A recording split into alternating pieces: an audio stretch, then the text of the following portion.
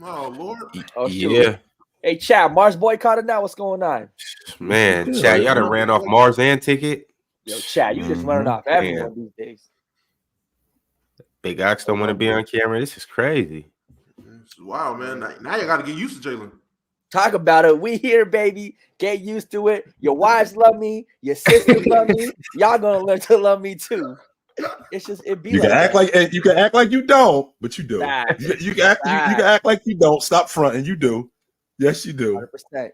I ain't gonna lie. I told the comments too. Gandhi and Malcolm X were misunderstood too, but they got their love. Oh man. Okay, setting the bar high. I like it. Shout out Gandhi. Shout out Malcolm X. If we keeping it in the words of Damo, if we keeping it a buck, I mean, I don't know how much really you could get than that. Talk about it. Hey, so that'd be crazy. Like when they asked a rookie, I think that was Chet last year. They asked him who's the best player in the league, and he said me. Is that supposed to be your answer? Or are you supposed to just be like, no, that is not supposed to be your answer, Ron. No. What are you supposed to say, Chill? Who is your favorite player, or who the best player is? And you know for a fact you are not the best player in the NBA coming into the league. No, you're not. So you're not. I can appreciate your confidence, 100%. I feel like at some point I could be in a conversation to be the best player in the game. If I work hard enough, I could be the best player in the game. But to just get the job, to just walk into the door, I'm gonna walk on first take with Stephen A. and Shannon. Yo, who the best one up here? Me. Well, wait a minute. I just got here. Now, could I be the best one at some point? Probably, but not yet. Chill out with that. So who is that? Who actually is Chet's? Who is the best player in the league? Chet, it's not you. We can say that for a fact. Listen. I respect the confidence. I ain't gonna lie. Yo, Damo. Man, fuck Chet. Yo, fuck Chet. Yo, Ron, am I getting paid for yesterday? Because Chet said I wasn't getting paid for yesterday. If I'm not getting paid for yesterday, I'm leaving. I'm boycotting this shit. Yo, Shaq, send me my money. I'm out this motherfucker. Hold up. If I'm not getting paid for you getting paid for this? I'm getting the fuck on. I'm out of here. Here we go. Yo, first of all, I'm talking to you, Shaq. First of all, I know I wasn't here yesterday. I know I didn't win my show yesterday. I want my money. Win my show. What? I'm out this motherfucker. What's happening right now? What are we doing? What is going on right now? What am I walking into? Yeah, hold on. Y'all getting paid for this? We can't even get a free membership. What is going on? What is going on? I look at my credit card statement. I see that Shaq payment going through. It don't even say PC. I swear it be saying Shaq MX or something. I swear to God, it be saying like it says Shaq's name on it too. He taking a personal hit or something. Hey, Jalen, we having domestic issues. You know, it's the payments they can't go across the border. They keep hitting the border and just bouncing back. So I mean, we don't got cash. We're trying to work something out. Why you think Fluent ain't been here? Why you think Mars ain't here right now? It's international policies. I don't know what's going on. It's weird time in the world right now. I give you that one. Facts. PC needed that diversity. I'm with it. My bad, Dom. I just need to get that off my chest, man. Shaq, make sure I'm checking my PayPal right now, Shaq. If I'm not getting paid for yesterday, don't expect to see me on Monday. Hey, I think Shiloh the head of HR now. So you might have to hit no one get paid. No one get paid. Shiloh head of HR. It's crazy. It's crazy when I'm glad you brought it up. I'm glad you brought it up, Ox, because I ain't gonna hold you. When opening night come around and I see Jalen Duran as a starting center, do you need that, Damo? Do you need that, Damo? Do you need that, Damo? Yes or no? That $100 is taking food out my baby mouth. I ain't gonna hold you. Hey, Shaq, I'm gonna talk right. Hey, listen. If I don't get my money, y'all got another. I put my 2 weeks in now. All right, buddy. I'm gonna be out this bitch. Hey, we gonna have a union strike in this month. If motherfucker don't pay me, I promise you. I'm calling board the union. Be my dough, yo. I do not work for free. No, I don't. Be my dough. Cats is about to start making the wildest bets, knowing that they got Shaq to back them. Oh yeah, I got 1,000 on Brooklyn beating the Celtics tonight. Shit, I'm just tripping on Shiloh, how hard he is to find. Shiloh is hard to find these days. Shiloh is not easy to find. Homeboy is real hard to in New find. York. Ticket Shallow, is where you Times at, Square man? for a week, boy. Looking for the face Shamar Moore. He is Homeboy is really hard to find these days. What is the deal? I mean, I'm not betting 500 if I ain't got 500. I ain't doing that. No. Let me tell you, Shallow got a TikTok or something. Let's see if he posted in a week. Did he post? Yeah, we got to find You're Shallow, yo. You're gonna catch us outside the PC headquarters picketing. Oh man. Man, that's hilarious. We got early super chats though, y'all. Let's go ahead and dig into these. Ezekiel Barning said y'all got to make a Damo Terrace compilation. That's crazy out of context. I ain't gonna lie. Out of the context, that's wild. That's a lot going on. B Rose said, "Who's the best player to never win a season MVP?" Dwayne Wade. Elgin Baylor. MVP, huh? No, he doesn't. Elgin Baylor. It was a rough time for D-Wade. It was a rough time for D-Wade. He had a very strong case. LeBron's first MVP, D-Wade had a very strong case. In 2009, I think it was, if I'm not mistaken. In 2009, I mean, didn't D-Wade lead the league in scoring that year? If I'm not mistaken. He dropped 30? Maybe. Yeah, he did lead the league. Sorry, LeBron's team just won. That was a 66-game win season, right? So I think he got the edge there. But in terms of the individual numbers, I mean, D-Wade was doing his thing. So we're talking about 2009, if I'm not mistaken. James, he won the league. He won the league MVP that year. What he did that year, the fact that he won it, and again, I'm not saying that he should have won it going away, but he did some pretty impressive stuff that year. If I'm not mistaken, I think that he led the league in fourth quarter points. He led the league in he was the only player in the league that year to average 25, 7, and 7. He did a bunch of things that year. I gotta go look. I gotta go back and get my notes and look it up. But he did some stuff that year that was pretty incredible. And I understand why he won the league MVP. I do. I mean, he led the. That was the year that I was talking about, Damo. I'm sorry, Ox. When we had that conversation with Ticket, like, so that was the year he led the Cavs in points, rebounds, assists, blocks, and steals. Nobody else had done that. He led the league in triple doubles that year. Let's see. He led the league in points in the second half. He led the league in points combined, I think. He led the league in points in the fourth quarter. He led the league in second half points. He led his team in every major category. Nobody else had done that. His team had won 66 games. He was first team all defense that year. Yeah, it was pretty hard to go away from him. It was really hard to go away from him. I looked at some stats. D-Wade averaged more assists than LeBron that year too, and points. I didn't realize the assisting was there. It's only by like 0.3, but that was impressive. Yeah. I think James led the league in points on the road too that year, if I'm not mistaken. He led the league in fourth quarter points. He led the league in points on the road, and he led the league in second half points.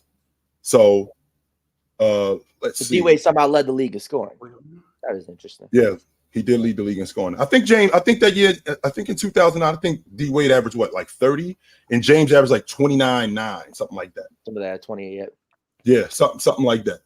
Yo, I know Bron and D-Wade teamed up when they did team up, and that was cool and all. But can you imagine if they would have teamed up in 08 or 09?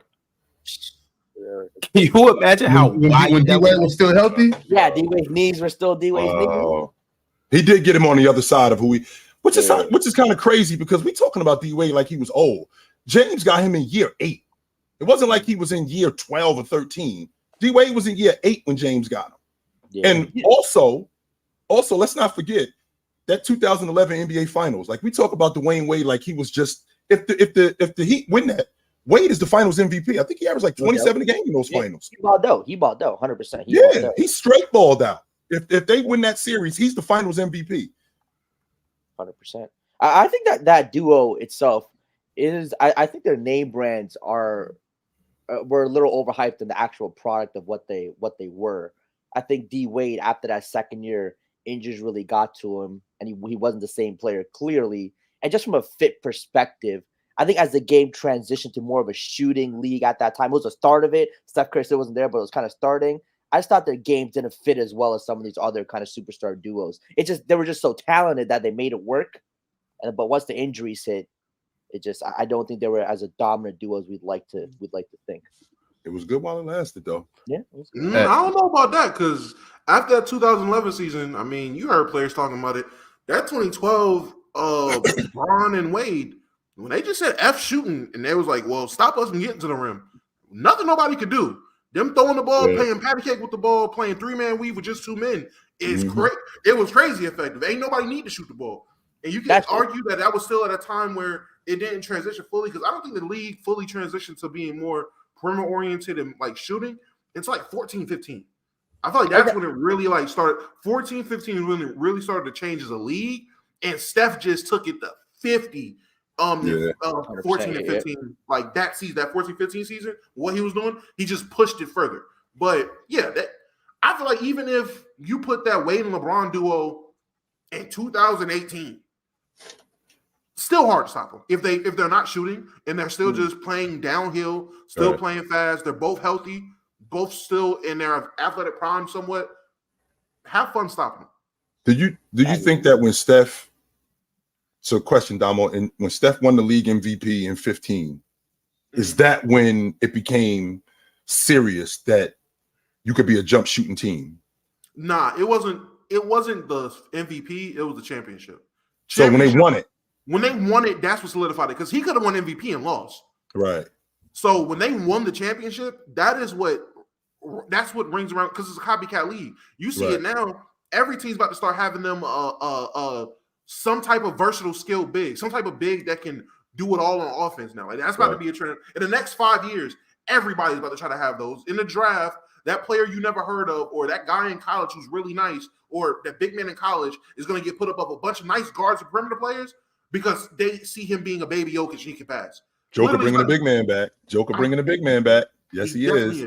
Now, don't let Wemby pan out. Don't let Wemby pan out. If Wemby pans out and he looks dominant, you're going to have Jokic and Wemby getting drafted. It's going to cause a lot of tall, just big offensive skill. Might be liabilities on defense, but just skilled big men to get drafted way higher than they should. Is that what the league about to look like in the next 10 years, 10 to 15 years? A bunch of 6'10" to 7'3" super duper freak athletes, skilled, ridiculously skilled big guys on the wing. Is that what the league about to look like? As long as things are winning, yes. If it gets to a point where you get back to the Warriors winning and not caring about their big man, or you get a team that's winning and they're not caring about their big man, then all right, the league is cool. But if the Lakers are winning, if the Suns win, you might see people not really worry about the big for real. But other than that, every other team, the Sixers, the Bucks, the Lakers, the Nuggets again, hell, even the Celtics now with KP. If you win, you have a dominant big as your first or second best player. Teams are about to go back to the philosophy. Hey man, you need a big man to win, whether he's shooting or not. You need a big to win. Or even a big to just guard the other bigs because you're gonna see a Jokic and Embiid in the play. And to my boy Leaf in the comments, yes, Leaf, the big man was gone. Yes, he was for a long time. The big man was absolutely gone. So the Warriors were winning it, the Cavs were winning it, and they weren't winning it with a big man. The big man evolved later on. So when Joker showed up and then he started to play the way he was playing, when Giannis was playing how he was playing, then Anthony Davis and the Lakers won the NBA championship, then we started to talk about the big man again. But from the mid 2010s all the way to the end of the decade, we were not talking about the big guy. No, we weren't. The big guy was gone. Look how super teams are starting to be created. Look how these teams are starting to get put together. It was all perimeter players. It wasn't bigs like that getting thrown into these super teams for real. No, they weren't. What the Nets did when they formed their team, it was Kyrie and KD. Then they ran out. They got James Harden. When the Rockets did it, they got Russ and James Harden, or Chris Paul and James Harden. Like these teams, they're not starting with big. They're not worried about the big for real. Now they're going to start worrying about bigs in these super teams or these crazy lineups. Now they are, but they weren't. And Mark Gasol, Leaf, he was effective. But who was the difference in getting on that Toronto team? Because I can tell you who it wasn't. It wasn't Mark Gasol. It was Leonard. That's what the league was. That's what the league was. It was just super duper athletic wings and long ball shooting guards. That's what it was. The big man was gone, as we know it, at that time. Now, Joker and Giannis and Embiid are now, I feel like they bringing the big man back, which I'm loving. But the difference with that is guys like, he's not coming back in the conventional sense. Shaq, David Robinson, Lajuan. That dude is gone. All right, I know that dude is gone, but he is coming back. But he's just coming back in an updated version. Yo, what's good, Dale? Dale in the building. What's going on? Dale Phonics is in the house. Dale I got like 17, 18 minutes. Okay. I didn't see the show of y'all talking about the ESPN. I know it probably was a good one. That's one. And two, how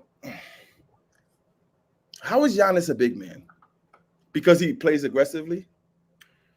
I think he's just big. I understand your Jokic and your Joker, Jokic and Embiid, but when you look at Giannis, you think, is it because how aggressive he is when he dunks the ball, you consider him like a big? Because I think Giannis operates on the wing more, me personally.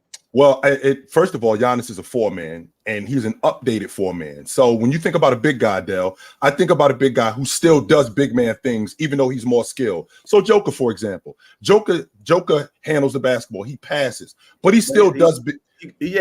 I get Joker. So the back to the basket and all that. The same logic with Giannis as a 4-man. I mean, I think he's second in the league in rebounding. I'm talking about. He still does the dirty work stuff, right? He still does the dirty work stuff that a 4-man does. Now it's just expanded because he's handling the baskall a little bit more. I look at him more on the wing, more right. So than his game is just expanded, but he still does the stuff. He still does the stuff that a 4-man does: the dirty work, defending on the block, rebounding, rim protecting, which is what 4-men do. I think it just depends on what the game, the matchup, who they're playing. Because I definitely get where Dale coming from and some people in the chat, because you see him out on the wing a lot, attacking from the perimeter. And then the fact that he gets the ball and go, you see him going coast to coast a lot. So I can see that. But at the same time, though, certain times I do see him on the block playing that bully ball style. So it could go either way. It could go either way. It's from my perception, at least. Yeah, but I just want to put him in the same sentence with Embiid and Joker in terms of a big, like, that's why. Okay, I got it. I mean, I feel like he's more of a big than like Cat. He does more. He does more the paint. He does more the paint than Cat for sure. But I don't think Cat's a big either, though. So yeah, you know what I'm saying? Yeah, I don't. So what you would just what would you classify him as? Cat? Like Cat. So I never looked at power forward. Like even from back in the days, it was realistically power forwards like a Duncan, Kevin Garnett. I don't think we really have those in today. I don't know why I always feel like this. I feel like Giannis was a 3-man when he came into the NBA. I always thought that. I think he was.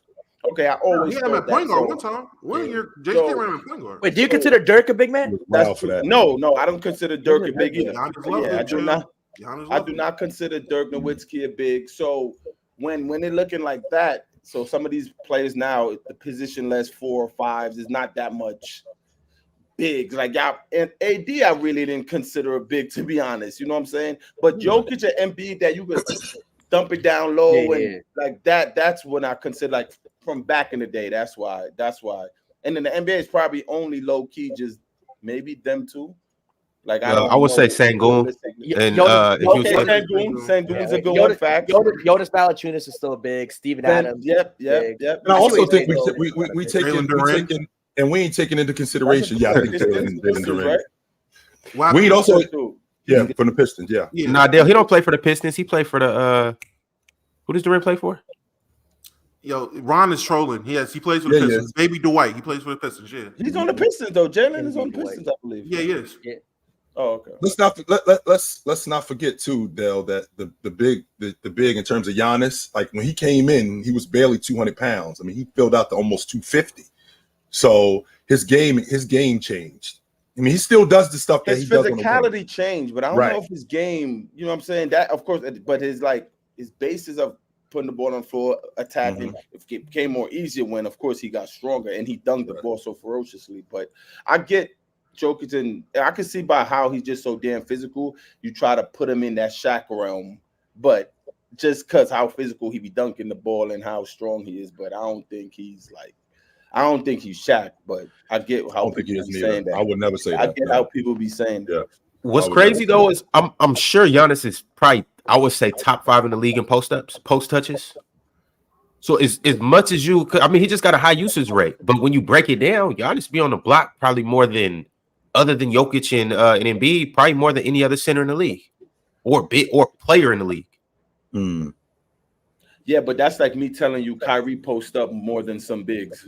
That's true. That's true. So what would you classify like the Dirks, Giannis's, Cats? What do you classify them as? Stretch. Dirk played on the box though. Yes, he did. That's where he got his one leg from. But yeah, Dirk played on the box. We're not gonna act like Dirk played on the perimeter. He played on the box. In terms of changing the game based on what y'all was talking about, I think Dirk don't get enough credit for that being shooter, like shooting extraordinaire and just really expanding and enhancing that position at the 4. But for the most part, everybody else is just like Dirk was really one of those. He was really one of those ones, like to change the game in terms of shooting, the versatility, and all that. And coming from Europe, where at first everybody was calling him soft and all this stuff until he did what he did to Bron and them boys. I feel like personally, when it comes to this big man conversation, I feel like bigs have, I'm not going to say evolved, but because the game has changed to what it did. Evolve is a good word, though. I mean, it is, but I just feel like we throw that word around a lot. I'm trying to get away from the casual words we throw around and try to come up with another way to say it.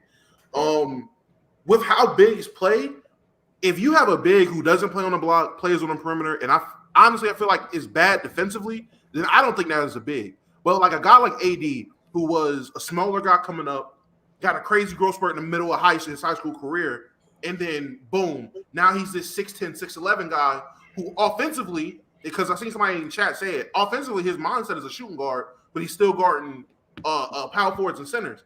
I mean, yes, he's not the Kevin Garnett's and Duncans and guys of yesteryear, but for today's game, he's still a big. Offensively, he might not be just the guy you're going to dump it to every time, but on defense, you're putting him on the best big man on the court. So you consider Draymond a big for today's game, yeah. But just like how back in the day, I mean, and let me not age myself, so please correct me if I'm wrong. Dennis Rodman was considered a big, right? I think he was just a defender. No. They just called him a defender. Barkley wasn't considered a big. They called him a power forward, but I never heard no one in that light say he's a big. You know what I'm saying? Like, Chuck was absolutely a big. But he was battling with. I'm sorry. Go ahead. Okay, back then you have Hakeem, Patrick, David Robinson. There was never even a Carmen. They was never even throwing Chuck with that sentence. They were saying, yeah, he's a power forward, but I never heard them say the big mans of the league, and they'll throw Chuck in there. He was just at that time a hybrid hooper because he was slimmer. Chuck was elusive. Chuck was a bucket differently. Throw it on a block, one you would turn fit, throw his body into the contact, get a bucket. I get what you're saying of how he played. He played big, but he was never in the conversation with Pat, David, and Hakeem of the real bigs of the league. He was never in that. Fair. So that's now, fair. Even if we don't call him a big, just to point out. But I get what you're saying. With Draymond, I think we can call him a defender. Then, if we don't want to call him a big, because I feel like I put Draymond in the same realm as a Rodman in terms of the ultimate role player for a team if you want to win. Like, obviously, on their own teams, I don't think they're nearly as great. If you're going to make them the best player on the team, obviously that's not going to be their role. Right. But if you put them around great players and you want them to be winners, and you need a guy to play around other guys that's going to score, play with guys that's going to give energy, stuff like that. Ultimate role player. Hall of Fame role players, basically. So I put Draymond in that realm. So he's a defender. Okay. But yeah, I feel like at the end of the day, if you can at least defend bigs, I don't think you should be called a big. So Giannis and AD, I feel like they deserve to be called bigs because they're guarding the best bigs in the game and they're doing it well. So when I look at it, you know, when somebody say, yo, you need a solid big to win the championship, right? Back then, they wouldn't even think of Barkley. If they're like, oh, I need one of the best players, I'll think of Barkley. But if you're like, you need a solid, serviceable big to win the championship, you wouldn't think of Barkley. It's like today, people say the Draymond thing. I get what you're saying about the time change. They're like, yo, we need a big to just contend or whatever. We got all the pieces. We need a big, right? No one would say, let's go get Draymond Green over Brook Lopez. I think that's fair. But are we talking about the big being primarily the 5? Because to go back to your that's how I do it. That's what I'm talking about. Because power forwards was also bigs too. Malone was a big. Right, but that's back Barkley, then. But that's what I'm talking about for today. But this is what I'm talking about. This is what I'm talking about. Like you said, nobody was talking about Barkley as a big. Yeah, they were. Because Malone, he did the dirty work that bigs do. Even though he scored the basketball and he played on the block, he played like McHale. I know you got to bounce, but he played like McHale. He played on the block like Malone. He played on the block like Sean Kemp. So he played with the bigs. He didn't play on the perimeter. Because he handled the basketball in transition the way he did, like Giannis does, that didn't negate the fact that he was still a big. Now, if you want to talk about conventional bigs, where we're just talking about a 5-man. Conventional, right. When we talking about conventional bigs, like you just a 5-man, that's different. But bigs, power forwards, and 4s and 5s are considered bigs. And Barkley was definitely considered a big. Draymond, to your point, Damo, in today's game, is considered a big. One, because defensively, he goes up against bigger guys. And he does the dirty work stuff that bigs do. Now, from a conventional sense, all right, you ain't throwing the ball to Draymond on the box and letting him go to work and get busy. No, that's not happening. Draymond plays primarily on the wing and in transition. But from a defensive standpoint and from a scheme standpoint, yeah, you could consider Draymond a big in today's game. Hey, Dale, so because I see like for instance, like with your game, like you got all the guard skills and whatnot, right? But you like 6'8". Did you like consider yourself a big, or do you consider yourself a big? So when we won championships in Greece and all that, even sometimes we played in Turkey when I was with Shaq, we played small ball. I'd play the 5, but it was for me to pop out and use my advantages versus a regular big. You see what I'm saying? Right, versatile, catch it on the wing, et cetera, et cetera. It was never. I never viewed it as, oh, he's the tallest person, he's a big. You know what I'm saying? Mm-hmm. Like sometimes Brandon Ingram, KD, all these peoples are the tallest on the court on offense for their team, but we never look at them in that light of a big. Yeah, the tallest, right. You know what I'm saying? So it's more like a position thing for growing up in the position era as well. I'm glad you brought that up, Dale, because when you think about players in the game today playing in the NBA, or even a couple of years, 5-10 years ago, like Carmelo Anthony would be a 4-man in Europe. Is that correct? So he would be. How awesome would he be in the Euro League? Let's not even. Okay, I'm sorry, but the point that I was making is it would be different today. It would be different like today. That's what I mean. So a guy like Carmelo Anthony would be considered a big because he would play on the block.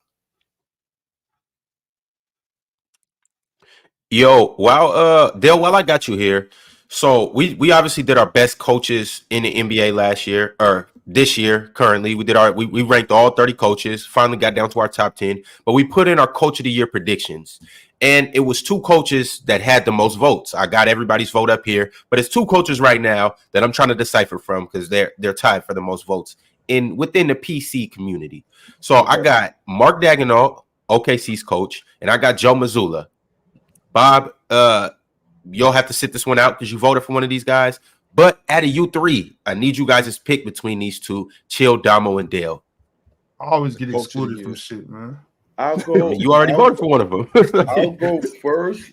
And honestly, this is just maybe the easier choice because of it normally goes to people like an OKC team with no expectation and they go above expectations and this and that. So I'm gonna pick OKC coach, but Joe Mazzulla is actually a funny one to an extent because they're picked as the favorite to come out of the East, them in Milwaukee right now. So even if it's never been, all right, Warriors, Steve Kerr, you're about to be coach of the year. Or Phil Jackson, you got Jordan and the Bulls, Miami, Spo, you got Braun and Wade, you are getting coach of the year. So Mazzulla being the finalist is actually funny there for me. So I'm gonna go OKC just because it goes to like kind of like a most improved type. That's how they pick coach of the year, kind of like a most improved selection. So yeah, like Mike Brown last year. Yes, there you go. And for that reason right there is why I think Mazzulla is going to – not Mazzulla, I'm sorry. For that reason right there is why I think Daigneault is going to win Coach of the Year. I think Oklahoma City is a bona fide playoff team. I think that Chet is going to be the difference, and him, the way he uses Chet and the schemes that he uses him in defensively, I think he's going to make them a lot better. And I think that's why he's going to win Coach of the Year. Damo? Same vote again, man. Give me Mark. I think that Dale put it perfectly. I don't want to just retweet what he said, but they're going to be a team that overachieves yet again because they're adding, as what he said, he calls himself the best player in the league, which I love. But Chet's coming back, and Chet is a real difference maker for that team. The one thing that they really were missing last year was a big body to protect the rim and play on the interior. And Chet got that and then some. So I really feel like this team, they put all the pieces together. Shea either plateaus from last year or even gets better. Giddey gets better. Both the Jalen's get better. Chet's just himself. That team's going to be better than they were last year, and they're going to be a legitimate playoff team. Jalen, who you got? Right quick, Bob. Who you got? Yeah, I was going to say, I mean, it just comes down to the criteria. So these guys mentioned OKC, they're going to take the jump and win. So I think, obviously, with him, their coach, he's going to be in the running. Houston's coach, I think I think they can see a jump in wins, whether it's 15 up to 15 to 20 win improvement. That's going to get some love. But also, like I said, I think my pick might be Frank Vogel in the sense. I think the Phoenix Suns just might end up. Hold on. It's just you already chose Frank. But right now, it's these two. It's just these two. Right? It's a tie between these two, and we're trying to break the tie. Right. It's a tie between the OKC coach and Mark Daigneault and Ime? Joe Mazzulla. Joe Mazzulla. I'll give it to Mark. Between those two, I'll give it to Mark just because I think OKC does take that jump. You said with Chet, the improvement of SGA, the improvement of both Jalen's. That's just the team that's, I think people will see that's probably a 10 to 12 win improvement, if not more. No Josh Giddey love? I love Josh Giddey. I like Josh Giddey too. I'm with you. I was sleeping on him, Dale. I was straight sleeping on Josh Giddey until I started watching Oklahoma City. He is super nice, yo. Yeah, Josh Giddey got game. Yes, he is, B. He is super nice. And I'm glad you brought that up, Ron, so I can understand exactly what we're doing. So it's not the coach of the year. It's just the between these two, who's the better coach? No, it's who we think's going to get coach of the year? Between these two dudes. Yeah. Okay, all right. So it was. Remember, I asked everybody yesterday, who do you think's gonna get coach of the year? It was a tie between these two. The tie's been broken now. It's Mark Daigneault, his players' choices, coach of the year prediction. Joe Mazzulla isn't second, but I need you guys to help me with who you think's gonna be third place. How many wins did OKC win last year? Or how many wins? 42. 40. It went 40 and 42. There was 2 games under 500. I think they was playing. Mm-hmm. So so they can win. I think they're gonna win 12. Yeah, so 52 to 55 wins. I wouldn't be shocked if they're a 50-win team. I would not be shocked at all. Well, this is my thing. This is my thing. Shocked if they're 50 wins. I still would be shocked. Yeah, 50 is a lot of games, Jalen. But this is my thing. The Thunder, because I've been. Yes, bro. Yeah. Look, hold on, real quick, Ron. This is my thing. First, I want to get this off my chest real quick because I've been hearing this a lot, not just from what Dale just said. But I don't like the underhand comments, the backhand compliments to Mike Brown. You know what I'm saying? He earned that coach of the year last year. He deserved it. You know what I'm saying? But I'm high on OKC, and I was saying this and that. But I'm doing more research, and I'm looking at it, and I'm like, man, they ain't not doing shit this year either. Oh, you ain't sold. I'm right there with you, Bob. It's like SGA and Josh. Yeah, they're cold, but it's still like. They're still lacking in the forward position. Chet's gonna be. What are they lacking? Gonna be what are they lacking? What do you mean? What are they lacking? Like Giddey's at their 3. That's a small forward. Giddey's essentially. Well, okay. Well, Josh and SGA. Josh and SGA are the squad. I mean, not Josh and SGA are the squad. Jalen Williams. No, I like Jalen Williams is going to have. I like Jalen too. I like Jalen. I like both Jalen's. I like the team. Just because I like the team doesn't mean I got it. These other teams are still better though. Like big ups. You just said they ain't doing shit. You just said when I say they're not doing shit, I mean they're probably gonna be in the play-in. Hey, to put it into context, me and Ox both chose them as the 19th team in our power ranking. So Bob, I feel the same way about you. Love the talent, but Bob's right. They like it. Give him another season. Give him another season. How are they lacking the forward position? Well, who is their forward? Chet? Jalen Williams is their forward. That's the problem. Yeah, that's what I'm saying. No, he's not. I like Jalen, but he's just not there yet. How is a 14-5 rookie shooting 36% from the field, shot 32%, 36% from 3, 52% from the field his rookie year? How is that just you're lacking? Dumbo, that's it. Those are nice stats. I mean, you said. I'm gonna tell you what word it is for me. A rookie.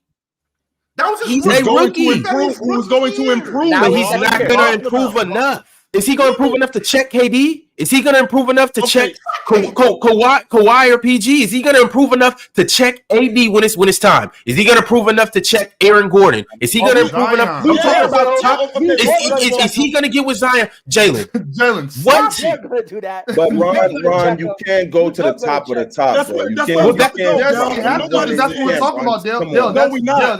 That's literally what we're talking about. No, we're not. No, that's not what we're talking about. We're talking about them being a playoff team. None of us are talking about the Oklahoma City being championship contending team. Honestly, nobody average 28 to 30 on anyone. So why are you bringing? You got it for the bare minimum. He's Jalen. He's very good. I can go. No, I like Jalen Williams. What I've been seeing from him out of the preseason, I'm like, all right, this nigga gonna be the truth. But if I go through the league, he is probably bottom 5 forwards in the league. You're saying that right now, just off of. All right.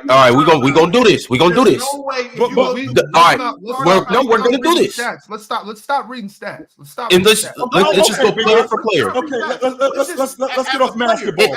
Like you said, Big Ops. And I don't want to harp on just Jalen Williams because we're talking about a whole team in general. But if you guys want to harp on Jalen Williams, we can go through the league and I can show you guys that he's not going to be enough to tip the scale this year. And as a second-year player. Nobody's saying he's the difference, but what we're saying is that the Oklahoma City team as a unit has improved. They have. Shay's going to get better. Josh is going to get better. Chet's going to get better. Next year, but this year, just not yet. That's all I'm saying. Like, they got to really these niggas ain't even been in a 7-game series. They're 17 years old. Again, my point is this. My point is just this, because I'm not sitting here saying that he's about to be a world beater and stop Kevin Durant. There's nobody we're having stopping Kevin Durant. I don't know what that point was. And saying, oh, is he going to guard Aaron Gordon? Yes, let him guard Aaron Gordon. It's Aaron freaking Gordon. You're worried about Jokic, but my point is this. If we're saying they're lacking at the forward position, I just don't believe that. When you have Giddey, who's a forward, when you have Jalen Williams, who's a forward, they have Davis Bertans to shoot the ball off the bench, who at the very least, that's all he's going to do. And we Bertans? No, hold on. Isaiah Joe off the bench. Isaiah Joe. I didn't say Isaiah Joe. I'm saying Bertans come off the bench and shoot. They have Kendrick Williams, who can defend. Kendrick Williams, again, if you don't know because you don't watch him, cool. No, I know Kendrick. I know him and his little rat tail. I know. Dumbo. Kendrick is a poor man's Josh Hart. He's a poor man's Josh Hart. How many guys do we need off of a bench? We just watched the team win a championship with an 8-man rotation. So I just named. But that 8-man rotation is not this 8-man rotation. That's Shea, Giddey, and freaking Chet. I'm just kid. Those are the three main players on the team. Shea, Giddey, Chet. And then you back that up with both the Jalens. You back that up again, a shooter in Bertans, a shooter in Isaiah Joe, Kendrick Williams, who's going to also be a defensive lockdown defender. Don't leave out a lockdown defender in Lou Dort. Don't leave out Lou Dort. Also be another defender. Absolutely. That's 9 players right there. I don't know how, again, saying they're lacking in the forward and then saying, people are saying, he's bottom 5 in the league in starting power forwards. Name me the power forward. Bottom 10. Right. Maybe bottom 10. I didn't say bottom 5. No. I'm not saying 10. You. I'm talking about 10 is closer. 10 is closer to 5 than 10 is to top 10. I want to Hey, bottom 5 is closer to bottom 10 than it is the top 10. My thing is no, and I'm gonna get into that. I promise you, we're gonna do that, Damo. But I'm like, Damo. They will be good, Damo. I'm just not saying I just don't think it's gonna be this year. There's no way you can say, they not gonna do shit, but they will be good. That sounds Damo. That's literally how I feel. A lot of these teams are good and they're just not shit yet. Like, there's nothing wrong with that. That's because y'all get so caught up in feelings and words and shit. It's not feelings. How you gonna say I'm not shit, but I'm good? Literally feelings. When I say, look. These guys are good, they're talented, but they're not gonna do shit this year. And y'all start screaming. Yes, I say that about bitches every day. Y'all start hollering and screaming. All I'm saying is these guys are talented, but Chet's not ready yet. Jalen, I don't think he's ready yet. And that's all I'm saying. Like, I don't even know if Shay's ready yet. Next year they're gonna be. I think Shay's not ready. I'm saying no. Look, if Dame got to prove himself in the playoffs, Shay got to prove himself. That's my point. I mean, don't want to say they're winning a championship. We're not saying they're going to win a championship. I know, but what I'm saying, Jalen, is they're going to be like a 7-8 seed, 9 seed, 7-8, 9 seed. That's all I'm saying. What I'm saying is, I can't put them on a pedestal, and these brothers ain't even sweated on the playoff floor yet. They haven't sweated on the floor that says NBA playoffs yet, and we say that they finna do this. You want to perform in the playoffs? Why are we worried about playoff performances when we're talking about a regular season team? So that's my point. That if you're a regular season team, then you ain't shit. No, it's not that they can't be a playoff team. We haven't seen. No, that's not. We haven't seen them in the playoffs. But hold on, they win. If they look good in the regular season, they win. Let's say 51 games. Now all of a sudden, since we're talking about a team, y'all like now all of a sudden the regular season is the end all be all. That's crazy. When is the regular season never not matter to me? Jalen, I'm one of the advocates of the regular season. I'm more than fine with that, Jalen. That's cool. Like I know this chat's about to start going, oh, the Kings ain't do shit. You're right. I don't give a fuck about that. I'm more than happy to admit that too. That has nothing to do with what I'm talking about. I'm talking about the OKC Thunder. Let's stay focused, y'all. Okay, let's stay focused on the OKC Thunder, Big Ops. This is the same team that last year.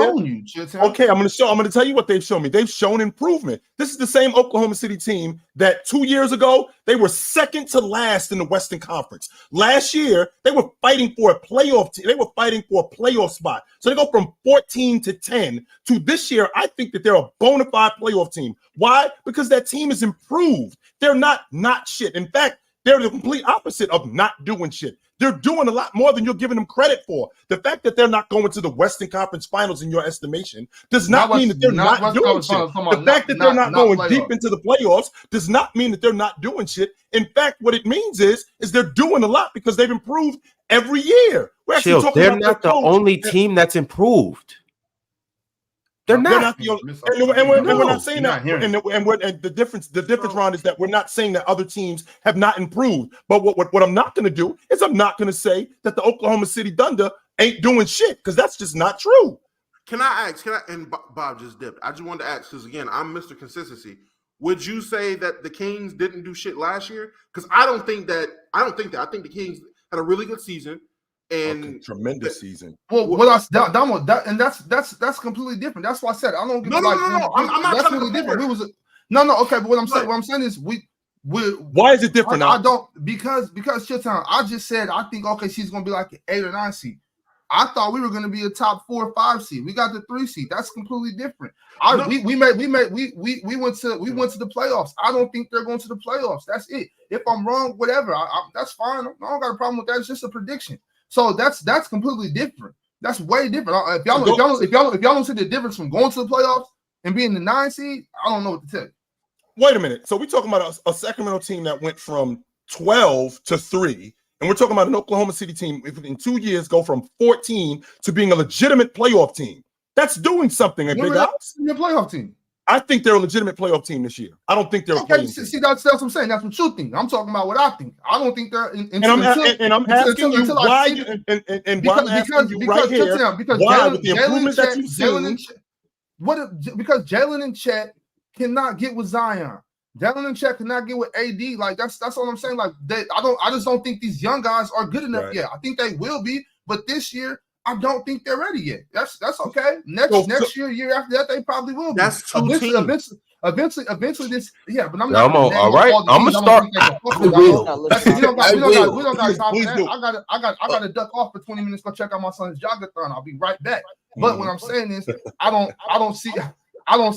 just don't see it yet. But I've said time and time again that I think this OKC team is very scary. They're gonna knock off some teams and they will be ready. I do think in 3 seasons, in the future, in 2-3 seasons, Chilltown, I don't see any reason why this team won't be making a push to win the West. I don't see any reason why not. You know what I'm saying? But it's but I'm not going to compare them to what I think they're going to do this year to what the Kings did last year.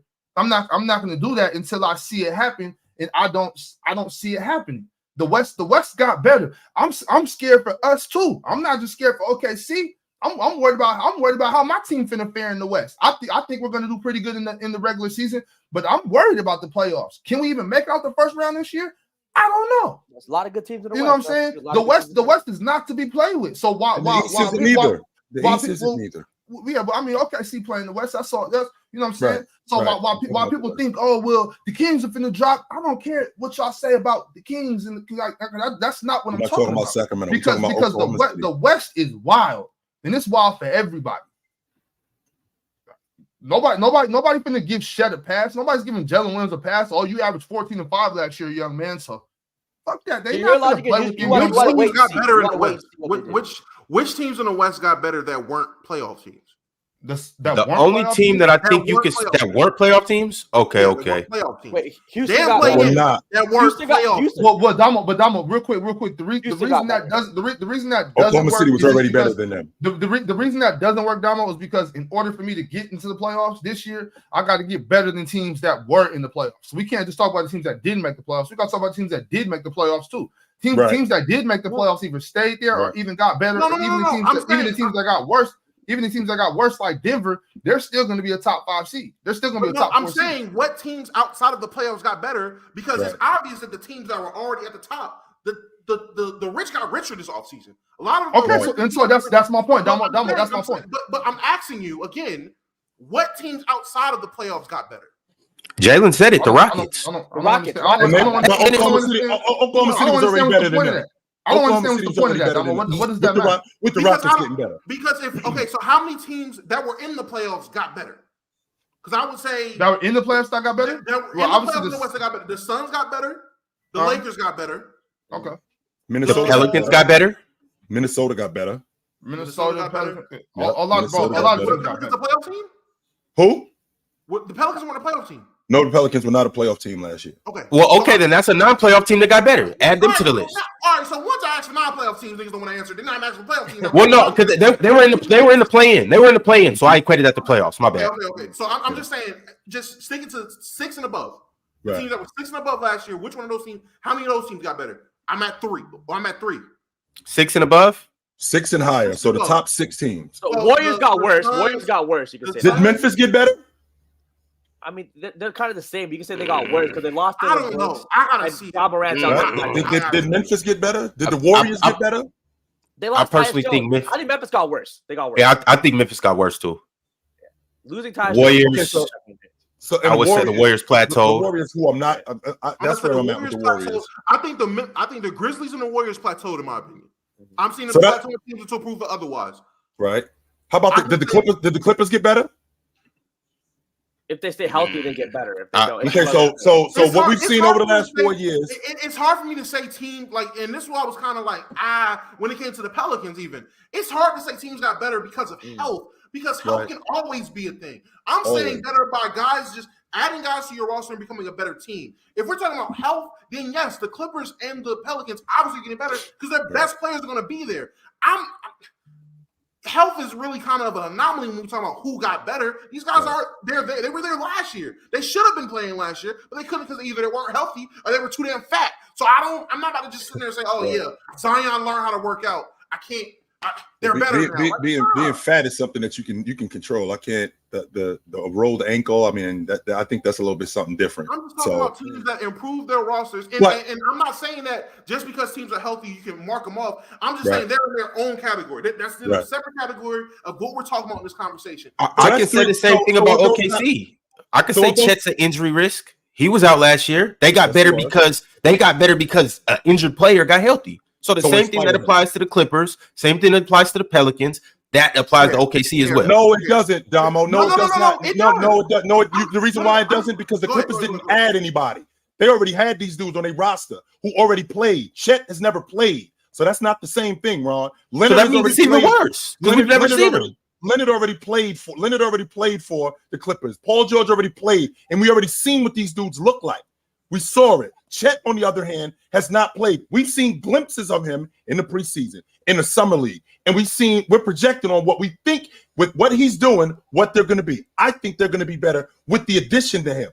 We've already seen what the Clippers are with Leonard, with Paul George. We've already seen how they are already with these dudes in and out of the lineup. So I'm not sure if that logic works. Now, Damo, to your point, when you're talking about those 16, when you talk about those 6 teams, 3 of them already. You already talked about the Clippers. They're in something completely separate, right? And then you're talking about the Golden State Warriors who have plateaued and Memphis. So that's So that's half of the top 6 right there that we're uncertain about. That means that leaves the Lakers, Denver, and Phoenix. That's who that leaves. That's who that leaves us with. The Lakers have gotten better. I think Denver's the team to beat. Even though I think Boston's gonna win the NBA championship. The road to the NBA championship goes through the Denver Nuggets. And then there's the Phoenix Suns, who completely flipped the roster. And the Oklahoma City Thunder have been together for a while now. Does that mean they're going to be a top 3 seed? I'm not saying that, but I'd like to think that they're going to be better than what they were last year. They'll definitely be better than what they were last year. I get what you're saying, Ron, and I definitely agree. Chet wasn't there last year. He was supposed to play last year. He got hurt, and now he's returning. He's a big part of the reason why they're going to improve so much. So from my POV, it makes sense. So I'm willing to be like, yeah, Pelicans, yeah, Clippers, because of health. Because with the Thunder, the reason they're moving up so much, not only because of the player improvement, but genuinely because Chet's getting healthy. He's going to be healthy and actually playing. So, Ron, I give you that one. If we're out of nose, I mean, I don't know. I think the West is going to be super competitive. So, I mean, even if they are winning like 48 games, I still think that's going to be a 7th or a possible 7th to 6th seed. So, it's not like they're going to be highly seeded. I don't know. The difference between a 3rd seed and a 6th seed in the West might be like 3 games. Genuinely. You know what I'm saying? Like, I think, yeah. So, like, it's just one of those things where 48 wins versus 51 wins could be a 3 seed versus a 7 seed or 6 seed. I just can't wrap my head around any time in the league where you will have a rookie forward come in the league and do what Jalen Williams did and be like, nah, this team is still led at the forward. That's just crazy to me. But that's the point I'm trying to make, Damo. A rookie forward is not moving me in a stacked West. But he's not a rookie forward no more. He's already put on weight to play bigger players, and you can only assume he's going to get better. I don't know anybody that sees a guy come in and has a serviceable to good rookie year and says, nah, he's getting worse. So now check me out. If we're playing the get better game, which we have to, because I assume that he's going to get better too. And even in these preseason games, I've seen him look better. So now check this out. I got to say the same thing about the Pelicans young players. Herb Jones, Trey Murphy, Alvarado. Who else do they got? Dyson Daniels. I got to assume all their young players got better. I got to do the same thing with what's up? I'm about to say Trey Murphy's going to be plateauing at best because he's coming off an injury. So he's rehabbing. He's not even worried about developing his game right now. He's rehabbing. Is he not? Did he not? Chet's coming off injury too. No, I'm saying, well, one, Chet had all of his supposed to be rookie year to rehab and still had the time to actually develop his game in the summer, in the offseason, and still had time to develop still. With Trey Murphy, his development kind of stopped, and he's worrying about rehabbing right now. So when he comes back, at worst, there's going to be a period where he has to get back in rhythm of things because he's coming off that injury. Chet's already off the injury. Chet's playing ball right now. Chet is literally in full things. But all right, for the sake of your argument, we could chop Trey up, but Trey, you said he's gonna come back plateau. So either way it goes, their young player, they're still good, and their young players got better. The Minnesota Timberwolves, Chilltown is extremely high, and I've heard him say this a million times that Ant is going to take a major leap this year. That's their young player. Jaden McDaniels, he's getting better. Let's keep it pushing. I can even say the same thing about the Jazz. Walker Kessler's going to get better. Lauri Markkanen's going to get better. All of their young guys are going to get better. THT, he's going to get better. Not saying that they're going to be better than the Thunder, but I'm saying that their young players are going to get better. They were earlier in the season. They were ready to compete. Colin Sexton got hurt. What if he doesn't get hurt? How good are the Jazz? Let's keep it pushing. The Lakers got young players. Let's say that their young players get better. The Golden State Warriors, Jonathan Kuminga, he takes a leap. Moses Moody, he takes a leap. Then what are they looking like? I'm saying we can go through all of these teams and do the same thing. The same thing. That's fine. Every team's going to have young players that improve. I just think with Jalen Williams as a second-year guy, I think he might be the most impressive second-year player in the league. I think impressive? So like the best second-year player or the biggest leap? I don't know about biggest league because he did average 40. So he might go from a 14-point guy to maybe 17, 18 on better efficiency. But let's say the New Orleans Pelicans, you mentioned Alvarado, Herb Jones, and what was the other name you mentioned? Alvarado, Trey Murphy. Jones, and Trey Murphy. I think Jalen Williams is head and shoulders above all those guys as a basketball player. I think he clears them. It's not even close. I think Jalen Williams' upside is a lot higher than those guys and a lot of the players mentioned. Even the Utah guys, I think Walker Kessler is going to be great. He's going to be if Chet can have the defense that Walker Kessler provided his rookie season, this OKC team takes a huge jump because defensively, especially at the center position and inside of the paint, is where they got destroyed last year. So him coming in, if he can be a force in the paint, that would hugely help them. THT, I think 100% already, yeah. And with THT, I mean, that's a player who's been in the league now for a few years. I don't see him taking that next leap. I think we kind of know who he is. He's going to be kind of a rotation player, but I don't think an elite rotation player, but maybe good. In terms of, Lauri Markkanen, I don't see, a guy who had a phenomenal season. That's like SGA. We don't expect SGA to take some massive jump. He might get a little better, but I don't think his numbers, efficiency might increase. But I don't see him go from a 30-point guy to a 35, 36-point guy. Same with Lauri Markkanen. You don't see him take some next leap to a, Steph, LeBron level, KD level thing. But he'll just kind of sustain or even, I think a lot of us think that Lauri Markkanen his shooting actually might go down because last season did seem like a little bit of an anomaly for him.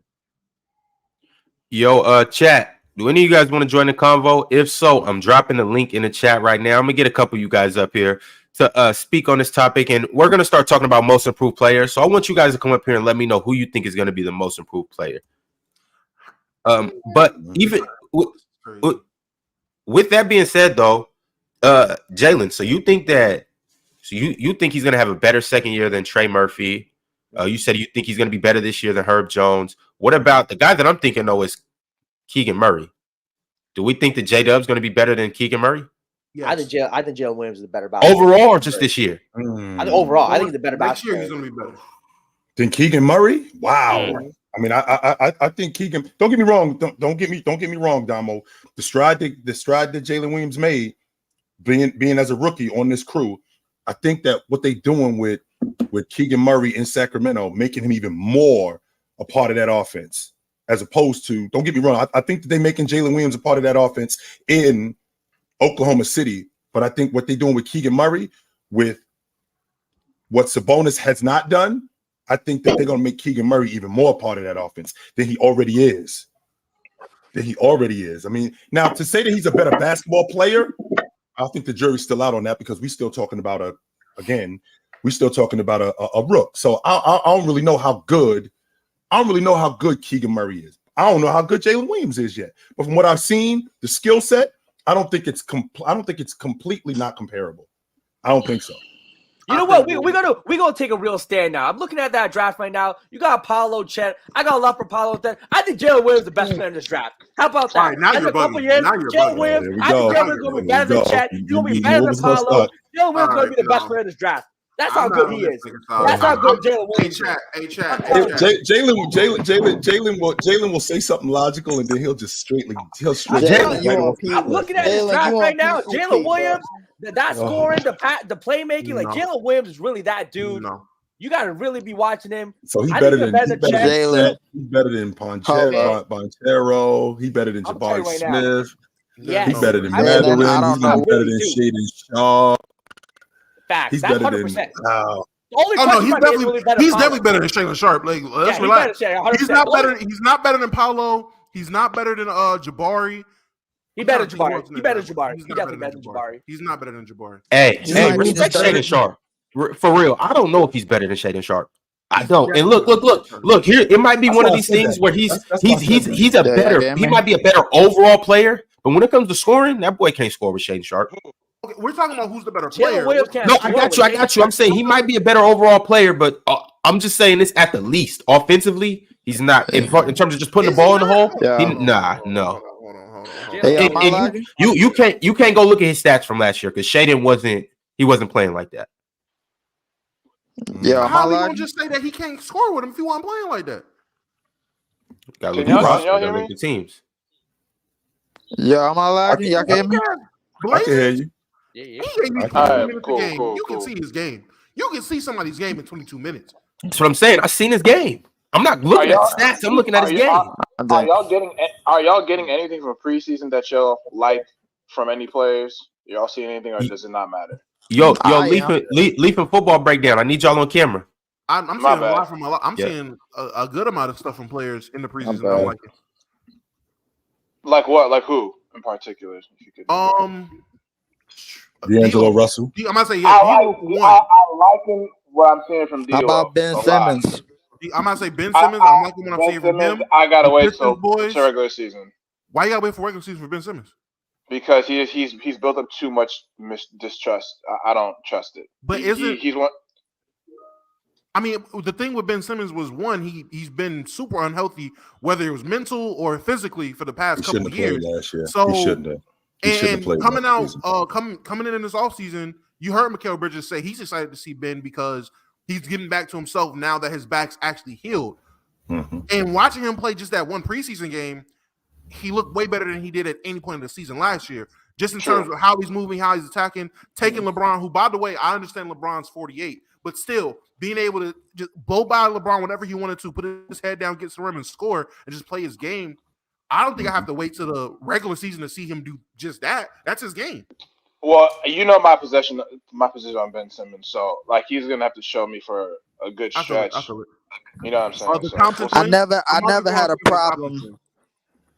I never had a problem with what he could do physically. Mentally, I'm always questioning what he had, bro. Like, and as far as my Brooklyn Nets go, ain't nobody gonna see it coming, bro. But the fact is that we gotta win. First off, we got a lot of great defensive players, but we need a defensive game plan. That therefore we need to lock in together as a team defensively. That's what we really need to do. There's no problem with our bench. Our bench is solidified as far as I'm concerned. Somebody on that bench, and it might be Cam Thomas, might win 6 men of the year, as far as I'm concerned. Cam Thomas is just so hot and cold. No, it's hot and cold. That's not the problem. No, that's not the problem. The problem with him is that he doesn't get consistent minutes. That's why. He'll play 4 games where he's playing 25, 30 minutes, and then he won't play again for 3 games. And that's why you see the inconsistencies with him. If he's playing a solid 25, 30 minutes every night, he's a bucket getter. He's a bucket getter. You think he should start? You think he should start? Fuck no. I don't love him starting. No, I don't. I want Jacques Vaughn made it clear he's not getting minutes because of his defense. He's not good on defense. He doesn't want somebody who's just scoring buckets. So that's the main if that's the case, then why is he even playing then? If that's the case, why is he playing? I'm not the coach. I don't know. I think it's stupid logic anyway. You just brought up him saying that he doesn't want him playing because of his defense. Then why is he even on the floor then?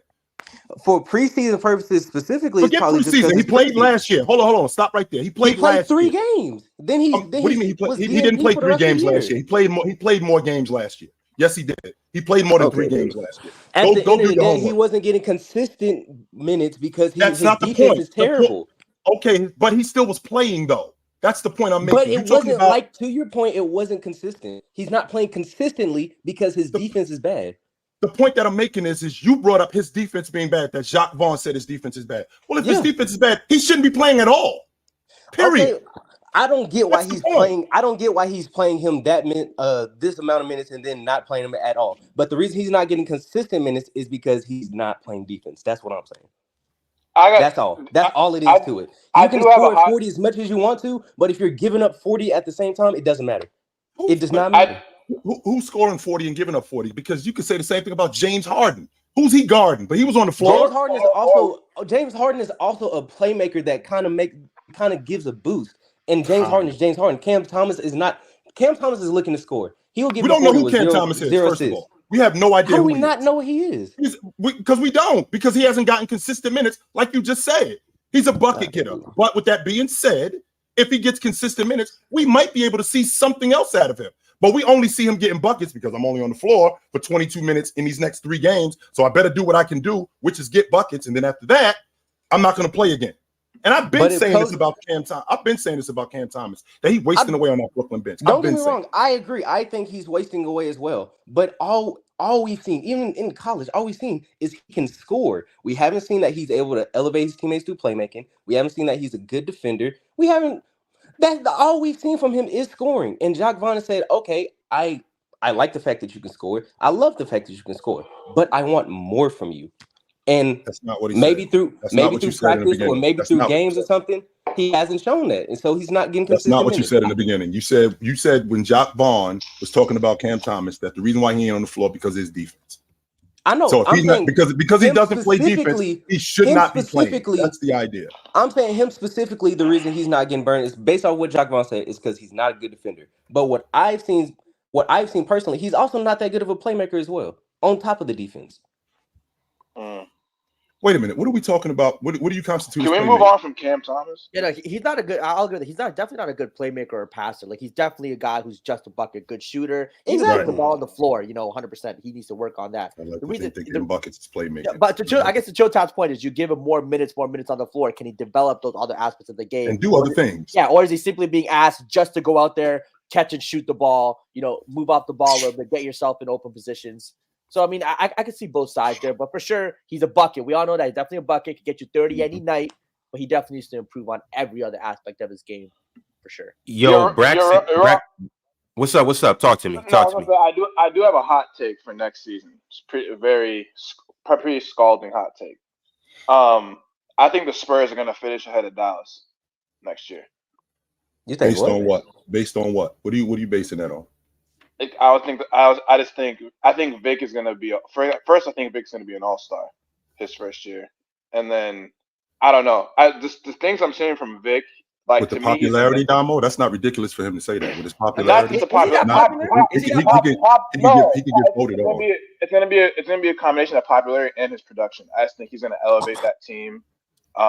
Vic, like, I don't want to be jumped the gun too much, but he's a special talent, very high ceiling. So. I just don't think Dallas will be very good personally. Like looking at their roster, their weaknesses, Kyrie and Luka are still pretty redundant in what they can do. And if I don't see a big jump from Luka in his defensive effort and application, that Dallas team is not going to be very good. Hold, stop right there. The big jump in Luka and his defense. We're going into year 6. What are you waiting for with Luka? I'm just saying it's an if. So I mean, people can improve at any different parts of the career at different aspects. I'm not going to say that in year 6 Luka can't improve. I will never say someone is incapable of doing something over a summer getting better. So if he doesn't improve his defense or his attention to defense, I just think Dallas won't be a very good team, considering they're going to be losing the rebounding battle on most nights and their interior defense is pathetic. So can I just ask, because maybe I'm tripping. All-star voting works where the fans get the vote for the starters, right? Yes, that's correct. Yeah. And the coaches and assistant coaches, the reserves. That's correct. Yep. If that team isn't literally a top 8 team, there's no way he's getting voted on as a starter at all. I don't think a top 8 gets it done. Yeah, he doesn't go like top 3. There's no way. Yeah, 0. No. At top 8, that means he's above. Like teams had to fail. The Spurs are a top 8 team by All-Star time. So that means he has to be outperforming some good quality guys. So that's what I'm saying. Top 8. There's no way if he's not top 8, he's not starting unless he's top 8. And on top of that, getting voted on as a bench guy for the All-Star game means he has to have a crazy rookie year. Not good, not great. A crazy rookie year. What's crazy, Damo? What's crazy? The last time a rookie even made All-Star? He would need like 25 and 12. Was it Blake? Blake was. I think it was Blake. No, I think he gets if he averages like 22 and 4 and like 13. I think he gets. You think getting 13 rebounds? You think he's a rebounder like that? He's not a rebounder like that. Have you seen him? 13 rebounds leads the league. He's lucky getting 7 rebounds a game. He's not a rebounder. 13 rebounds leads the league. Chet's about to go into the season and give us 19 and 6 and look. Yeah, 100%. Is that ridiculous? And he's going to be on a winning team too. So again, Damo, what's crazy for a rookie? No. I'm talking about Chet. Chet might have more action than Wemby if you break it down. Chet might have a bigger case for an All-Star than Wemby for the simple fact his team is going to be winning, and I think personally Chet's going to be viewed. Now the numbers might not say it, but the narrative. People are going to push Chet as the better defender between them two more than Wemby. Cowboy, real quick, Cowboy. If Wemby is 25, 15, and 3, San Antonio is a playoff team, and that's crazy. They are a playoff team. Let me. I don't know. Let me get back on track with. There is no. I don't know. If he's 25, 13, and 3, they are a playoff team. I think they're going to be. I just think they're going to be better than Dallas this year. But again, this is a hot take. It's not a hot take because Dallas is going to suck, but it has nothing to do with Luka's defense. Because even when Dallas made the conference finals, Luka's defense was Luka's defense. So it's not Luka's defense is not indicative of this team doing anything. His defense does not matter in terms of this team's success. He can just be Luka and Kyrie can just be Kyrie. The issue with this team is the others, as Shaq would say. The others is what matters, and they don't have unless guys take astronomical leaps or they just genuinely are better than we know. If this team just has conglomerate, I think I said the word wrong, but whatever. If they just camaraderie, there we go. I'm gonna sound like Tyreek Hill here. If this team just has this kind of crazy chemistry and camaraderie, and they just out here balling as a unit, that's the only way this team is going to win games. Because if you're relying on Grant Williams to be your lockdown defender, if you're relying on Derek Lively to lead your team in blocks and be that rim protector, if you're relying on Jaden Hardy. Or Jalen Hardy, I keep getting it mixed up. If you're relying on Hardy to be your third best player, because when I look at Maxi Cleavers, their bigs are terrible. They're big. Hardy is their third best question player. Mark. They're question mark. So if your third best player is a second Dwight Powell, if I can't trust a second year J-Dub, pull up, dropping down. No damn way. Pull up, my man. A second year Hardy to be the third best player on the team. So the Mavericks have way more issues than just man. Luka's defense is about to be the thing. Now, saying the Spurs are going to be better than them, no, just not true. Unless Devin Vassell is an all-star. That's why it's a hot take. Hey, they both averaged 20 last year, and I expect them to get better. Not just in scoring, but just in the same logic we have with everybody else. I expect them to get better. There's no reason why the Mavericks can't be better than the. Are you drinking? Is that milk? Please tell me. Oh, God, Dama. Oh my God! So it's say milk straight out the carton. It's Minute Maid's cousin. I ain't gonna lie to you. That's probably better than Minute Maid. Get some water. They look like Minute Maid distant cousin. Like they don't even know the same. They don't even know they don't even know each other. Chill for real. And Brax, don't think I don't remember you cracking jokes on me. You De La Soul. Oh yeah, you old. MC looking you old. Ain't nothing. Wow. Out of here. Brax, you thought you was gonna slide up here scotch free. No, he still ain't nothing changed. He's still old as hell. No, I'm not that. I'm not old that you think, and I still got everything you got, B. Everything, still got it. Yes, sir. Yo, but check it out though.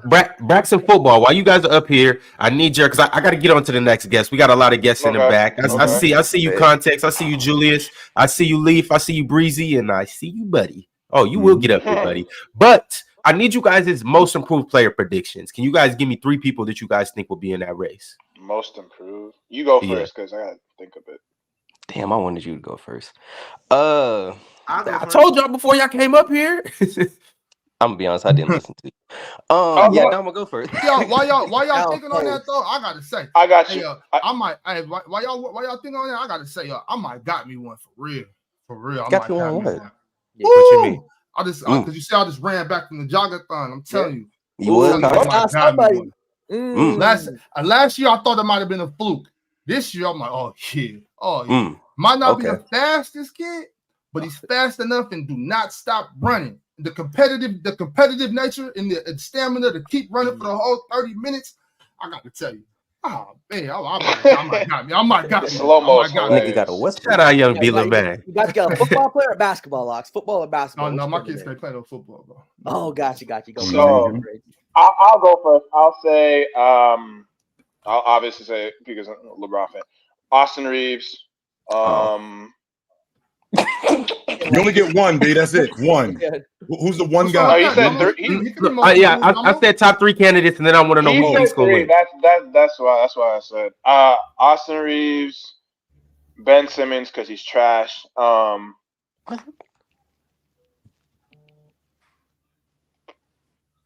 don't know. That's the one. All right, so out of those 2, you think Austin Reeves is going to win? So Ben Simmons by default, like he's so bad, he has nowhere else to go but up. Is what you're saying. Bro, no, chill. You gotta understand. If you're playing with Ben Simmons on 2K and you press a shoot button, it wouldn't work because he doesn't shoot. So he can only get better. Like Dwight Howard got more career threes than this guy, and he's a perimeter player. If you shooting with Ben Simmons, because I'm gonna say. Put him at point guard. I'm at the rim with him. You're bugging. Yo, hey Damo, what was wrong? What was wrong with Austin Reeves?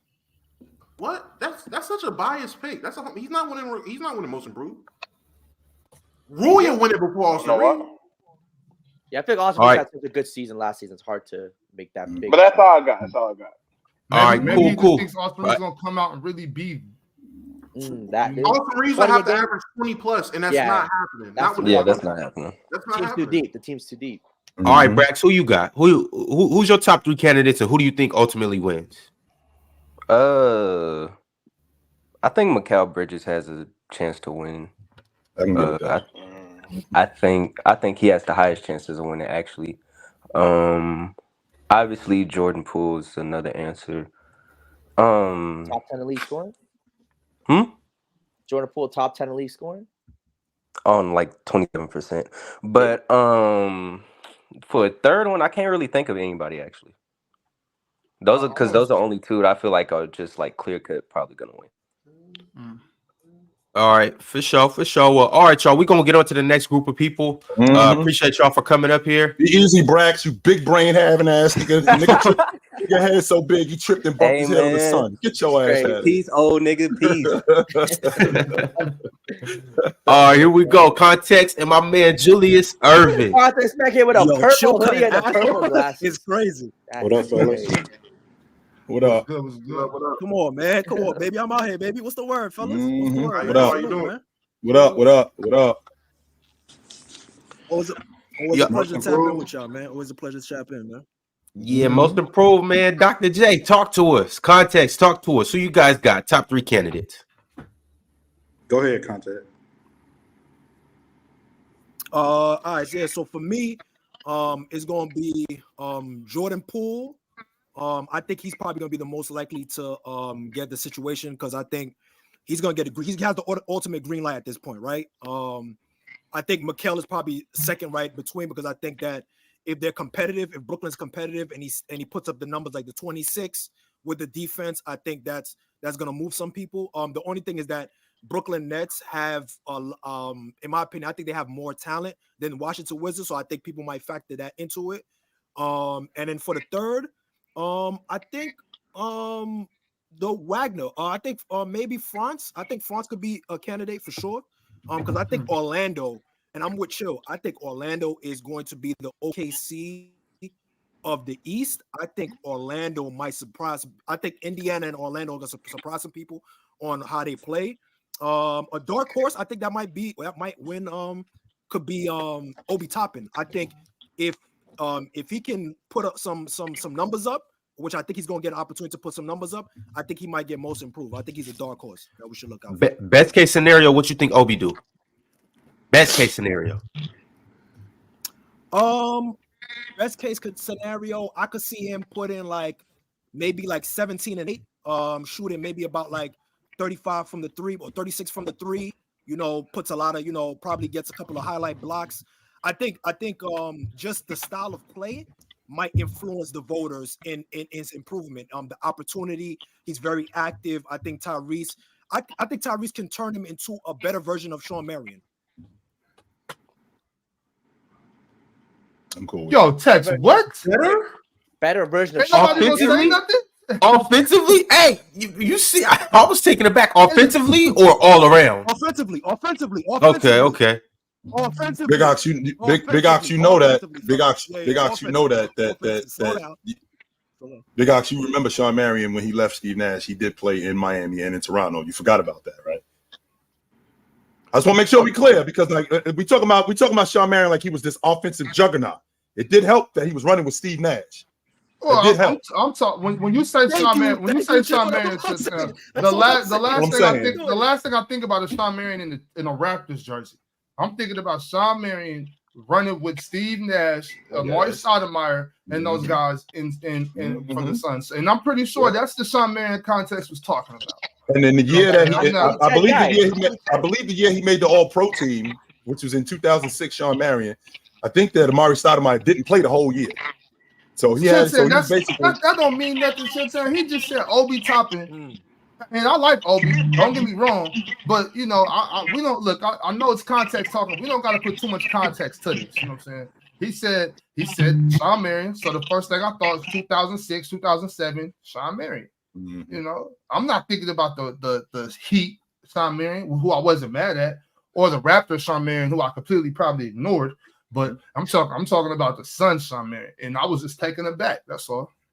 And yeah, I'm gonna just say there's nothing Obi Toppin does better than Sean Marion. Even the Sean Marion's terrible jump shot, I'm taking Sean Marion as a scorer and a jump shooter over Obi Toppin.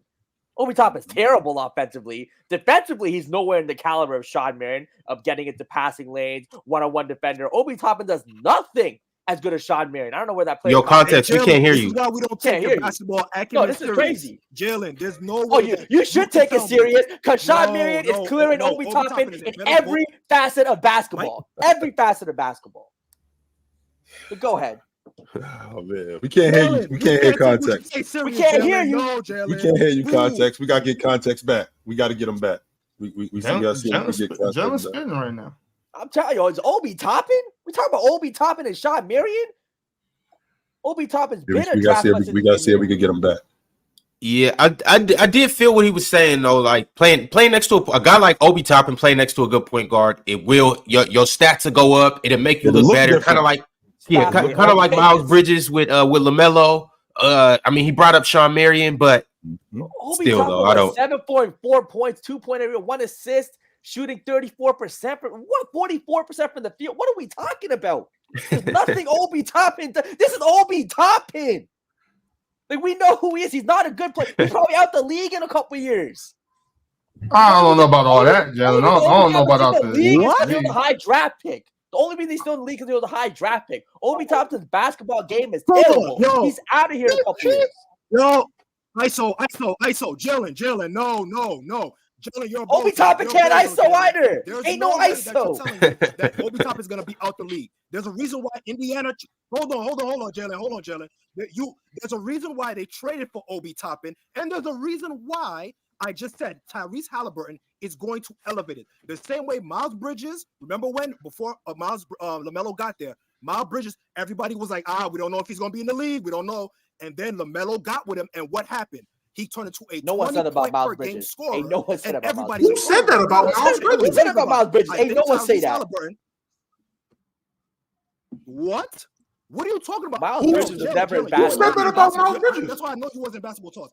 Miles Bridges. Damn, y'all wasn't in basketball talks. They didn't know what he could do. He was a twinner. That was a thing. Ron, that was a thing. Everybody knew that he was athletic, but they didn't know his skill set. They didn't know he was getting burned. It was like up and down. It wasn't consistent enough. When finally Melo started looking for him, the perception of him completely changed. The perception, and that's the thing with Obi Toppin. I think Tyrese Halliburton can elevate him, keep him running on the floor, get him open shots, get him all these things in transition. Is going to make Obi Toppin's game. There was a lot of situations in New York Knicks they didn't run with him. They didn't showcase his best abilities. I think Tyrese Halliburton speeding up the pace, speeding up the tempo, getting him open looks you're going to see way more than what we saw in New York. I think we were flabbergasted, and Tom Thibodeau didn't get to showcase his ability. In my opinion, I think he's a better ball handler than we give him credit for. I think he's a better shooter than we give him credit for, and everybody knows he's a world-class athlete. So if you put that together, I do believe that. Unlike Jalen Brunson. I do believe that Tyrese will kind of help Obi take have a more productive season this year than he had the previous seasons. I do believe that. You just lost me with the Sean Marion is all. That's all. I like Obi. I ain't gonna lie. He lost me lying about Miles Bridges. Miles Bridges was like 13-5 before. Yeah, Miles Bridges was never a bad NBA player. As a nigga that stays an hour away from Charlotte, so those games were on TV all the time, and I've seen Miles Bridges his whole career. Yes, when he was drafted his rookie year, the question was, what can he do? Is he just an athlete? In that rookie year, it was like, can he show us that? His second year proved everyone wrong that he was more than just an athlete. Now, he had things that need to be added to his game. He had things that need to be shown, but he went and averaged 13 that year. Obi not doing that. He averaged 13 the second year without LaMelo. His third year getting LaMelo, that's when he was getting found and getting easy opportunities. But before that, he was still playing ball and doing his thing. Yeah, but Damo. No, I'm not saying that. No. I was. But Damo. We had him and we didn't. Mm-hmm. Keep cutting. That's my point. Yo, context. I had to remove you, man. Your Wi-Fi is bad right now. When you get it together, I got you.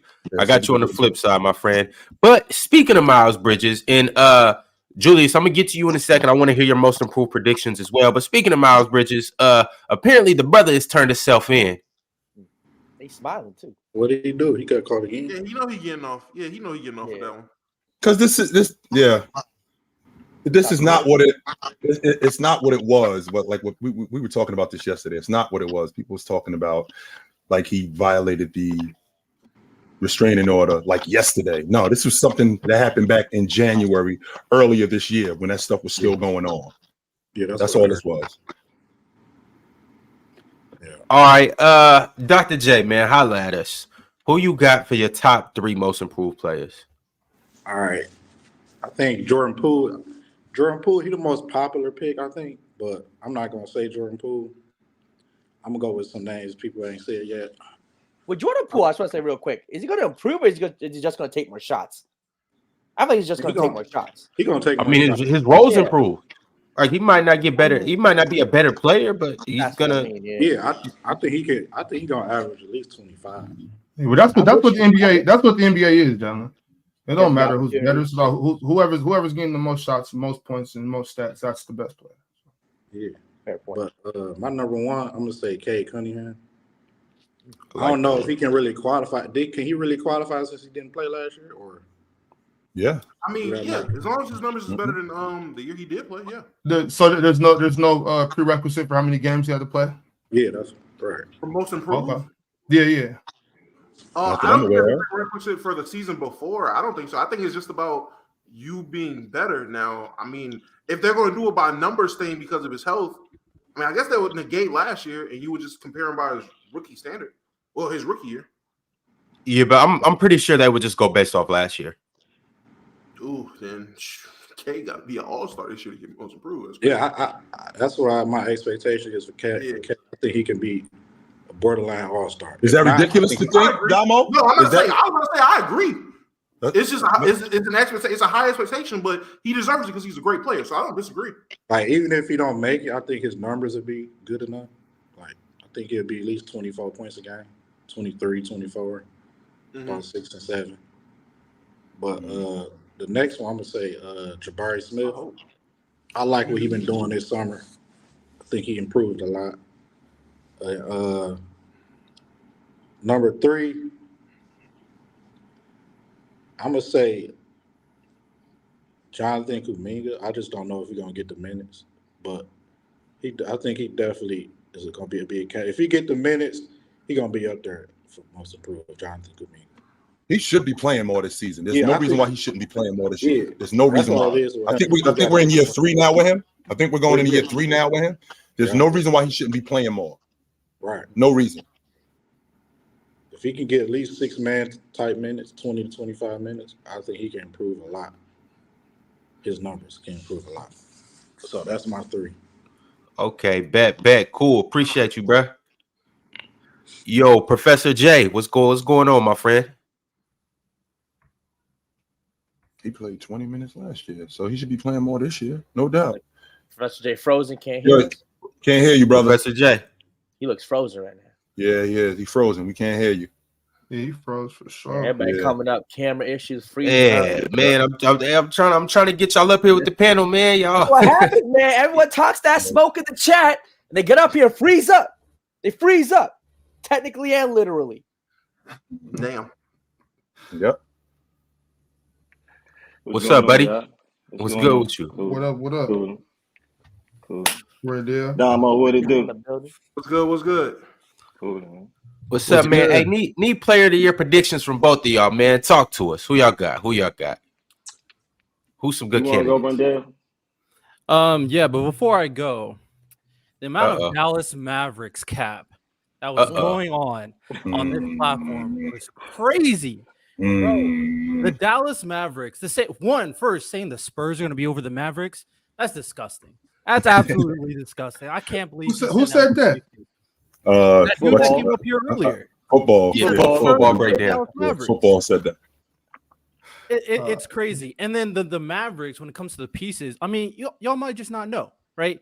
So we already know Luka and Kyrie, they're going to create a lot of points. They're going to get a lot of offense. They're going to be one of the best offenses in the NBA.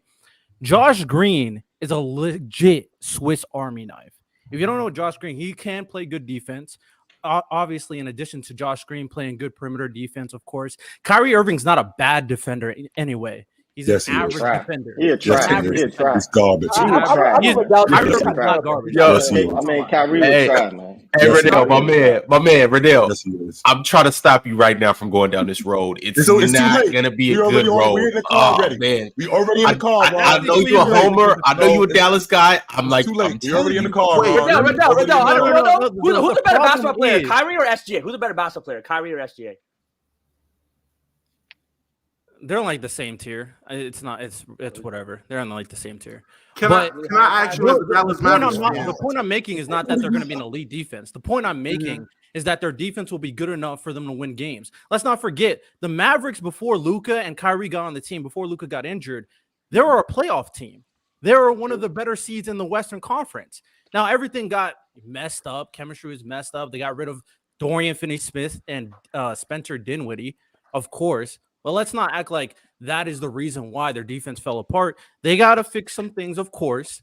The defense can be good enough with some of the additional pieces. Jaden Hardy is not the third best player on the Dallas Mavericks. Who's the third best player? The third best player? Who's the third best player? Who's y'all big three? Kyrie? There's not a big three. There's not a big three. That's a disingenuous thing to bring up. So who's the third best player on this team? The third best player consistently probably be either Kleber or Josh Green. That's probably going to be the third best player. And what about Grant Williams? What about Grant Williams? Kleber will be a problem. Kleber will be a problem as the third best player. I mean, not that really matters. Not that real quick right now, because that is a just disingenuous point. Not that really matters who is just your best player, because this is it's all around. You got those two juggernauts leading your attack. But you got a lot of good role players in Dallas, including Grant Williams. So I don't know why y'all keep overlooking Grant Williams, Josh Green. I like Maxi Kleber. I like Tim Hardaway. I've named 4 people. I'm counting with you. I like those guys. Now once again. Oh yeah, Rashawn. Once again, this isn't a team I think is going to be a top Seth Curry. 16. Seth Curry. Oh, Seth Curry. Thank you, Jalen. Thank you, Jalen. Thank you. That's overlooked. Thank you. Got some spacing on that team. But so with that being said, I'm still not saying this. I'm still not saying this is a top 6 or 5 team or anything like that. But that just saying that they don't have another superstar all-star type guy, that's irrelevant, because they have a lot of when the guys. Dallas Mavericks made the conference championship, who was their third best player? Good question. On that team? Yeah, who was the third best player? Dorian Finney-Smith? Was it Dorian Finney-Smith? I would say DFS. Yeah. And you're that move for DFS compared to people like Max Kleber, defensively, defensively, and he actually proved that he can hit an open shot. So he actually had improvements and things that made him better. Kleber can make an open shot too. Grant Williams not better than DFS. I'm tripping on y'all dudes letting this dude up the hook. I'm tripping on y'all dudes letting this dude up the hook after he just said that letting go of your 2 best perimeter defenders didn't affect their team defensively. Y'all didn't say nothing about that. They got some back. They got some back, Chitchat. They got some back. I forgot about Grant Williams. Grant Williams is a good pickup for them. No doubt. Grant Williams is a good pickup. I didn't forget about that. They got some of it back. Some of it. Yeah, they got some of it back. You're 100% correct about that, Chitchat. I don't think I heard him say that. In terms of defense. Dinwiddie's I forgot about Grant. They're like this. They're like right next. I like Grant Williams. I'm high on Grant Williams playing their forward position over there in Dallas. I like that. I agree. Personally, I think the Mavs are going to be trash. But now that I think about it, Josh Green, Grant Williams, and Derek Lively, that is 3 good defenders next to Kyrie and Luka. I do kind of like that. They're a big two. They're a big two. You're right, Chill. You're right. The Dallas Mavericks are a big 2. But you said you see that Lively got a good defensive upside though. Even though but he's still a project though. He's a project. The house that I'm seeing being built, I see this house going to be beautiful, but it's still bricks right now. So it's still got a lot of work that need to be done. But he doesn't need to play 30 minutes. Like they got a rotation of centers they'll put in. Obviously, Rashawn Holmes, Dwight Powell, and Derek Lively. They'll play a good rotation between the three of them throughout the game. They'll be fine. Dwight Powell, I'm not great, but he's a good hustle guy, and he can. Dwight Powell's awful. Be there. He could be there. I'm not gonna. I can't believe this dude is that's one of your major problems that you had last year in Dallas, because we're talking about Kyrie Irving and Luka Doncic getting buckets. One of the major problems that you had was that you got no interior scoring. Zero. Nobody can score in the interior. Wasn't Christian Wood? They've never had interior scoring. Wasn't Christian Wood still on that team after that trade?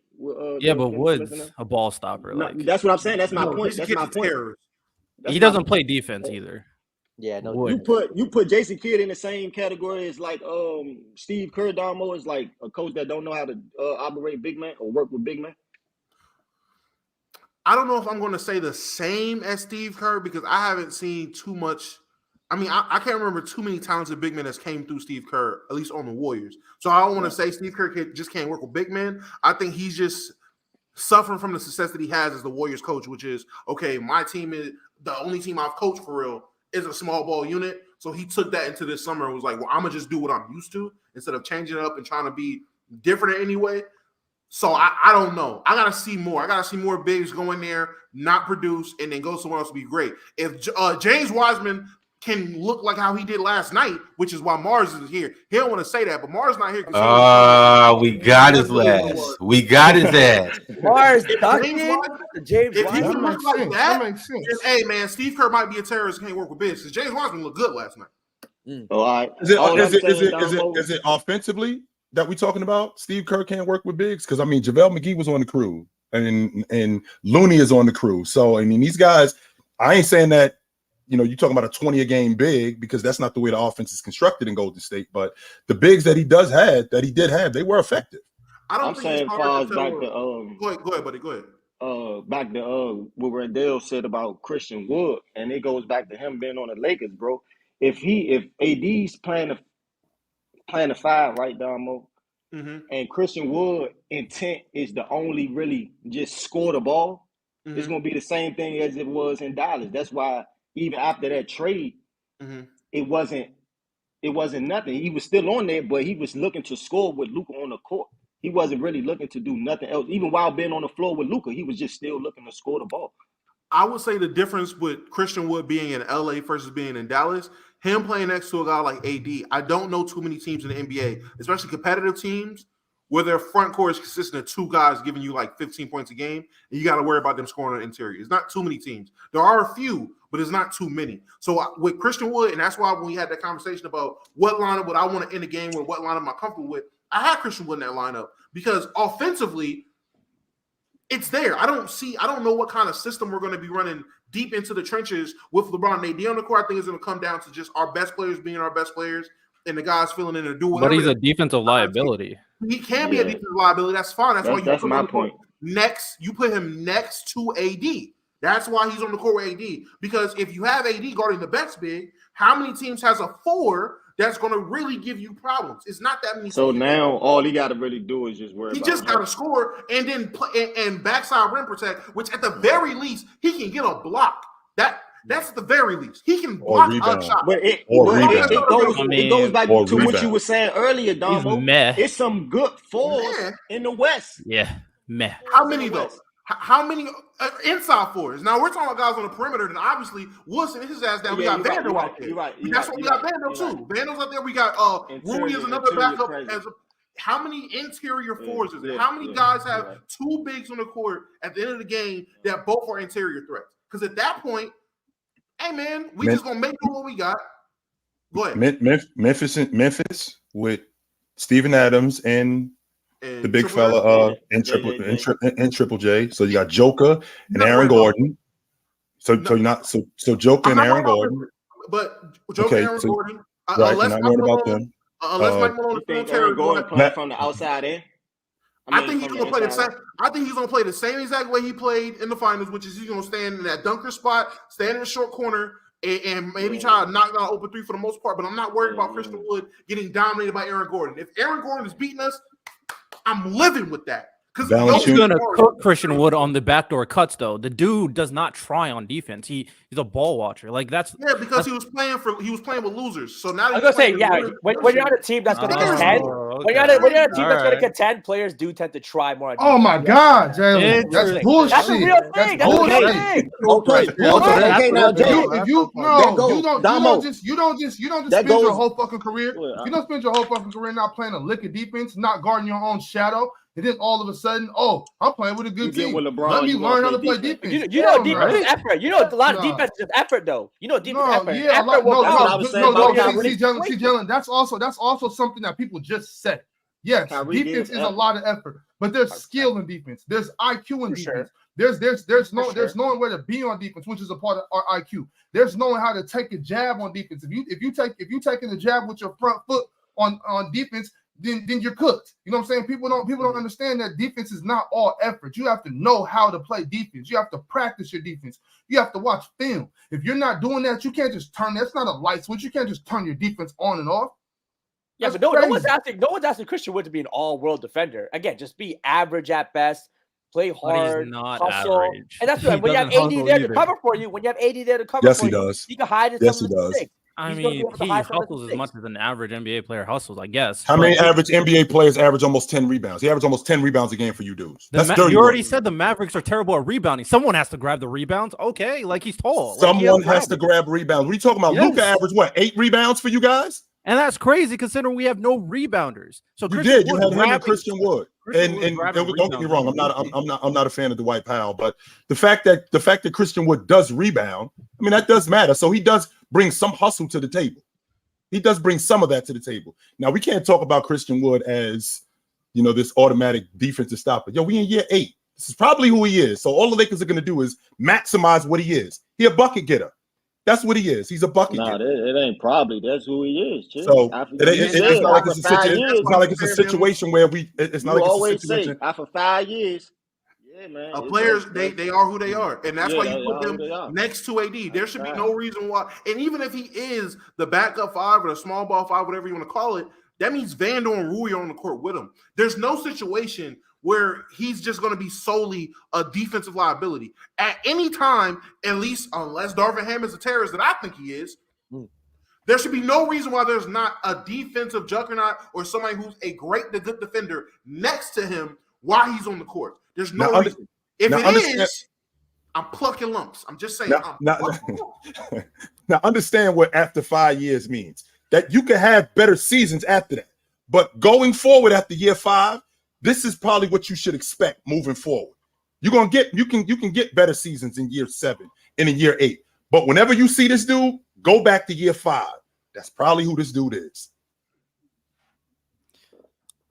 All right. They didn't play defense in Milwaukee. Well, I'm gonna say my 5 minutes a game in Milwaukee. Y'all have to stop with this just saying idiotic stuff and say it. He played 5 minutes a game in Milwaukee, and when he was traded to New Orleans that same year, the 8 games he played, he had 27 minutes. Well, not 27. He played 24 minutes, and his rebound numbers shot up. He went from 1.5 to 8 rebounds in an instant. He was a double-double dude in Houston.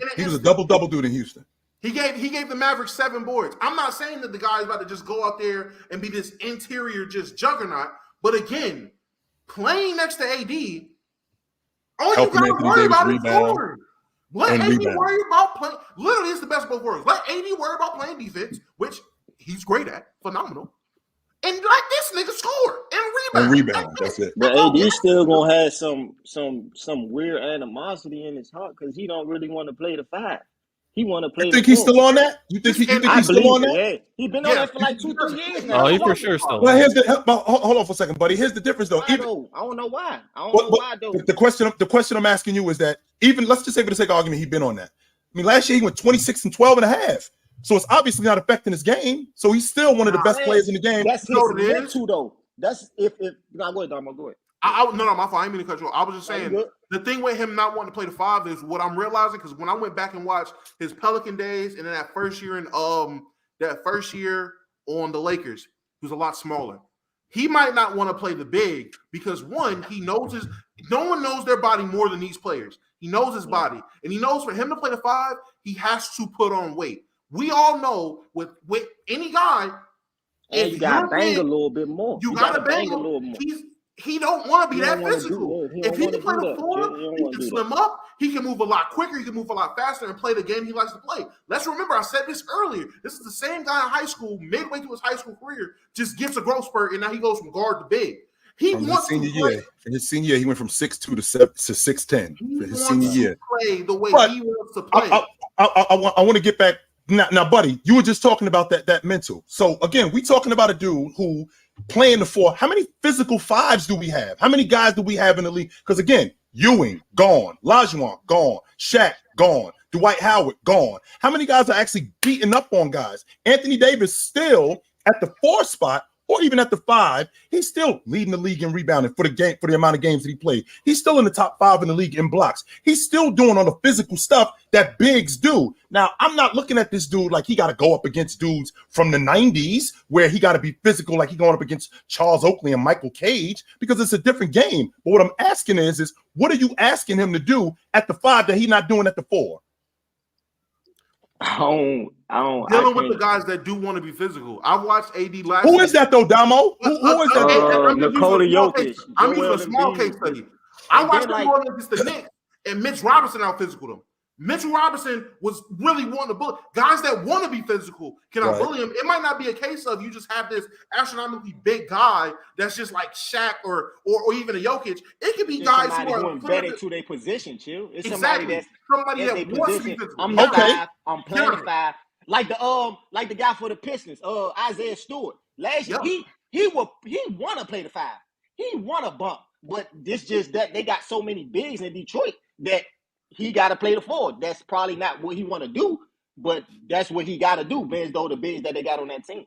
Even if that's true, buddy, we've seen him play against physical guys. Because on the one hand, you mentioned this yourself. You talked about how up and down he is. But then he'll go up against Giannis and go 40 and 20. Who's more physical than Giannis, right? So it's obvious that he can play physical. The idea of him playing physical night in and night out is unrealistic. Not because he doesn't want to play physical, but because guys aren't like that. So, Damo, you just brought up guys like Robinson. How many guys is he going to see on the regular that are physical? We play in the league today that you're dealing with more finesse big men than you're dealing with physical big men, which would explain why AD can play physical for the time that he's playing physical. He don't got to play physical that much. Well, at the end of the day, I guess the biggest worry for the Lakers is how they're going to deal with the Nuggets when they play the Nuggets, right? That is the team that they have to get through. I mean, the Nuggets as of right now, and then maybe the Suns, depending on how dominant their 3-headed monster is, right? So with everything Lakers that you should destroy said, the Suns inside. The Lakers should absolutely destroy them inside the paint. I mean, then the Suns should destroy them at the perimeter, which is probably the bad. Will they really though? But will they really though? I mean, I don't think so. I don't think that's really true. How? I think perimeter. What do you mean that's not true? Devin Booker is a bad perimeter defender. No, he's not. No, he's not. I'm tired of this. No, he's not. This is what I'm talking about. I'm trying to. Hold up, y'all. We got one mic. We got one mic, y'all. We got one mic. And then Jalen will cut. I try to get on board with Jalen. Then he'll say some wild shit like this, and then I got to get out. Like to say Devin Booker is a bad defender. No, Devin Booker's not a garbage defender. He don't suck at defense. He does not suck. I mean, he doesn't suck defensively. Don't say that. I'll say this: he's at the same level as D'Angelo Russell on defense. That's just no way. No way. No way. Jalen, did you watch the playoffs last year? Damo, this is your fault, Damo. This is your fault, Damo. You're talking about the Lakers. It's your fault, Damo. You won't start this bullshit. Devin Booker is actually a really good point guard. He's actually a very underrated playmaker and passer. But on defense, he's gonna cook by everyone. Jalen, did you not watch Devin Booker in the playoffs last year? I've been saying that Devin Booker is not as bad of a defender as you guys give him credit for. I was saying that 2-3 years ago. He's not a cone. That's what you're making him sound like, Jalen Rose. You're making him sound like he's a cone. He's an above average defender. I'm not saying he's a cone. Yeah, I'm saying he's below average defender, which I think he is. He's definitely above average. Austin Reeves is not above. I think Devin Booker. That's just not happening. I think Austin Reeves is a better defender than Devin Booker. That's fine, but Austin Reeves is not cooking Devin Booker. If that's what's going on right now, I've watched Austin Reeves cook curry. At that point, anybody can get it. I'm just saying. Devin Booker. I watched Austin Reeves cook Giannis, man. I'm just saying anybody can get it any given night. Let's not talk about my AR. Reeves is him. Anybody can. Now I do agree. They should out firepower us at the guard position, at the perimeter. No, and for no reason at all should our perimeter game out firepower them. They have honestly 3 of the 3 guys that are in the top 10 to 15 scorers in the NBA, they easily should be outscoring everybody. Should. Now, I don't know, man. I will say, we got bodies to put on them. I mean, we gotta. Who's the bodies? All I'm saying is Vanderbilt dealing with Book. Vanderbilt dealing with Vanderbilt. LeBron James still exists in the ball. Check the whole team, Chill. He can't check the whole perimeter. Torian Prince can get Bradley Beal to work. I'm telling you right now. Torian Prince can get Bradley Beal to work. See, this is what I'm talking about, buddy. Who is like these people that we talking about? Like, who is KD not cooking? Exactly. KD's gonna get who is Book not cooking? The idea isn't to. The idea isn't not to. Cooked. You know when it's not cooked, Chill? When it's inefficient. Man, when it's efficient, your ass is cooked. Right. So sometimes it's good defense. Like, I don't agree when KD said, "Yeah, I just missed shots," all that other shit. No, like, that's man, not true. motherfuckers play good defense. You gotta call it what it is, bro. And then like Bradley Beal said that too, by the way, and he bugging with that. Like, I just missed shots. Like, as a defender, I don't got nothing to do with you missing shots. You just missing shots. That's just not true. No, I don't agree. If you have Torian Prince and Vanderbilt on the court at the same time, you got 2 offensive liabilities. Who's the third person? How is that? Whoa. Now listen, don't get me wrong. You got me up here defending the terrorists. I think Torian Prince is a terrorist. He can shoot. He's not offensive liability. You can't leave him open. He's a solid 3-and-D guy. You can't leave him open. He can shoot. They will die on this hill letting Torian Prince shoot you guys to a win. For sure. No one's going to shoot. Hold on. LeBron James is still going to be there playing playoff. Who's guarding Anthony Davis on this team? That what's his name? Nurkic at the very least is a body. Like, he's not going to stop AD. He's a body at the very least. He's a big body too. And then after Nurkic, he's gonna bang. Hey, Damo, he gonna bang Damo. Nurkic's gonna bang with. He's gonna get rebounds. AD's not cooking with that offensive rebound. He can bang his ass on the bench and in that loser bracket, man. I ain't trying to hear nothing. Buddy, I want you to know, buddy, just so you know, buddy, just so you know, this is the same Nurkic who Anthony Davis in 2018 dominated him in the playoffs. Dominated. Nurkic is just terrible. And I'd like to think that we're talking about a better Anthony Davis today than in 2018, who's been in the best shape of his life this season. He got dominated by Anthony Davis in the playoffs. Offensively or defensively? No. I'm saying in Chill's point, that AD that dominated Nurk back then, that was a better version of Nurk he dominated. This version of Nurk is not as good as that version of Nurk. AD is arguably better than he was back then. So that's barbecue chicken. Nurk is barbecue chicken. Nah, Damo, he ain't barbecue chicken. He a bucket of extra crispy butter. He a bucket of extra crispy. Even if AD goes off, the biggest thing for the Suns will be the rebounding game for that Suns. And who's guarding Christian Wood? And this is assuming Christian Wood is the difference right there. This is assuming it's not. And this is assuming he's not a terrorist. I feel you. You got the same look on your face that I have about like Wyndon Gabriel and Darvin Ham. I get it. You think he's a terrorist? That's fine. He got to show it to me. But I'm just saying, if the one thing he can do is score the ball in the interior and play offense. So offensively, who on this? Not only Kevin Durant locking him up. Kevin Durant, you're 17.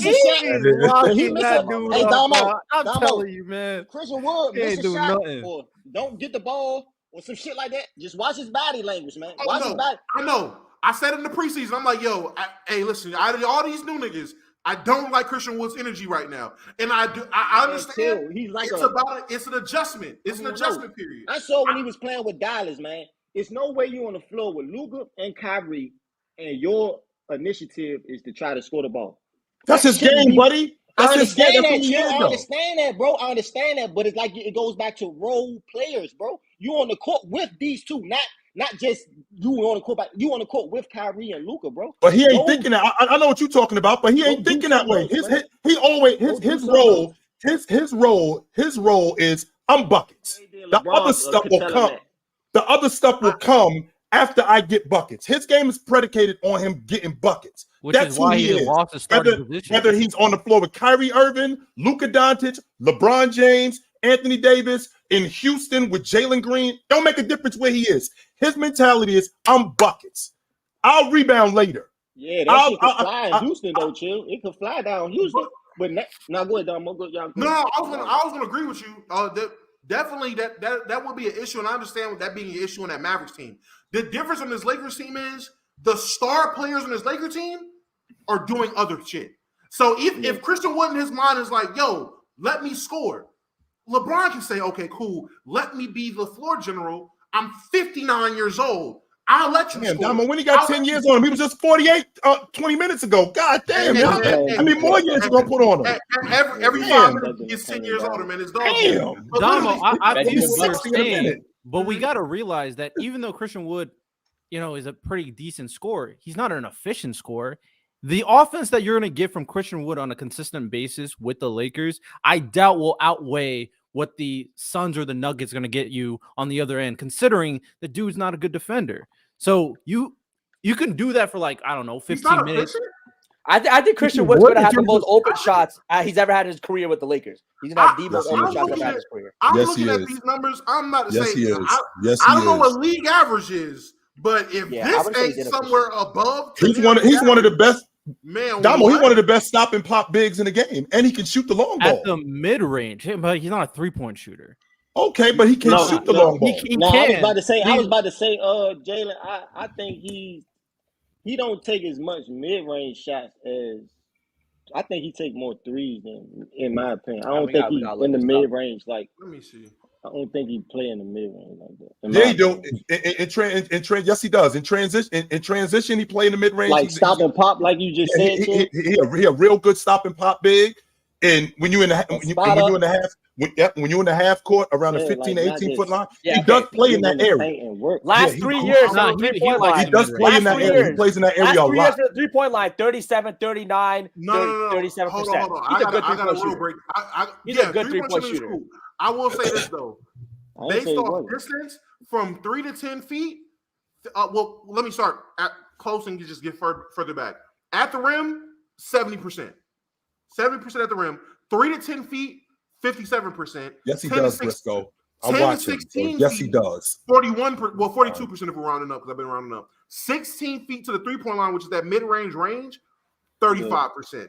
And then 3-point line, around 37, 38%. So I will say mid-range wise, he definitely isn't as consistent as you will want him to be or efficient from the mid-range. But other than that, but compared to the shots that he takes, that mid-range shot, which he shot the worst, he was tied for the least amount of shots he took.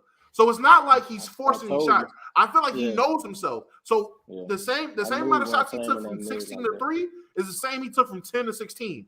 And from 10 to 16, it was 41%. So he knows where he's at. He's living at the rim. He's taking a 3. And if he's open, he'll take a mid-range. But he's not living with the mid-range. So I still would say he's still in terms of totality on offense, I still think he's pretty fucking efficient. Well, he likes to create his shots in the mid-range from what I've seen. And the thing with the Mavericks is he had the ability to get the post touches because, like you said, they had no bigs. So who else are they going to give it to? They're going to give it to Christian Wood. So Christian Wood can do whatever he wants in the paint. Now you have Anthony Davis on the floor and, I don't know, maybe Vanderbilt or Rui.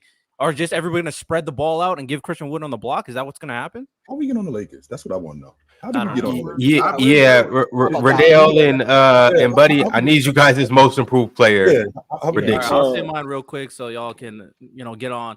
My most improved is Tyrese Maxey. I mean, I see I'm not mad at that. 76ers not falling off the cliff. James Harden, I don't know what he plans to do, but it's pretty apparent if James Harden, especially if he leaves, that Tyrese Maxey is going to have to be the second best player. He's going to have to arguably be an all-star next year. So with his up in production, with his up in shots, and with him being the primary ball handler for the 76ers with Joel Embiid, maybe he can run that pick and roll. That can also increase with his playmaking. He probably would have a good shot at most improved. Hey, Radale, I do like that pick. Tyrese Maxey would probably be my first pick if James Harden wasn't still around. If they would have traded James, I would 100% be on the Tyrese Maxey bandwagon. But I just don't know if James is there, his usage isn't gonna go up. Just because James is disgruntled and just because he doesn't want to be there or it's controversy, James is still gonna have the ball in his hands. So I don't know how much more Tyrese Maxey can do. Yeah, I don't know what the Harden situation is gonna be. So I feel you. Who else you got though? Who's two other people that you think could be dark horses? Now this guy is on my list. I'm like, he's becoming one of my guys, and that's Franz Wagner on the Magic. But I like Franz. I like Franz's game. I like to see what he can do. Sure, Paulo, especially in his rookie year, seemed like he was getting a lot of the shots. But if Franz establishes himself like I'm the best player on this team, and he takes another jump and leads the Magic to the playoffs, I think he could be a dark horse for most improved player. And then lastly, someone named the Rockets player, but I think they named the wrong one, and that's Jalen Green.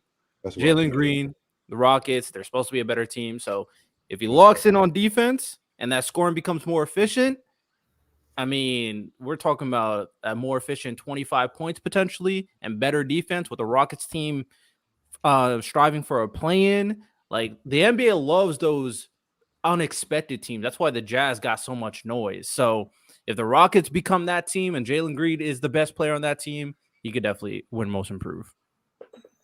Okay, cool. Who you rocking with, buddy? Somebody from on the Rockets. I'm gonna go with Sengun. I like Sengun. I like his playmaking. I like his rebounding.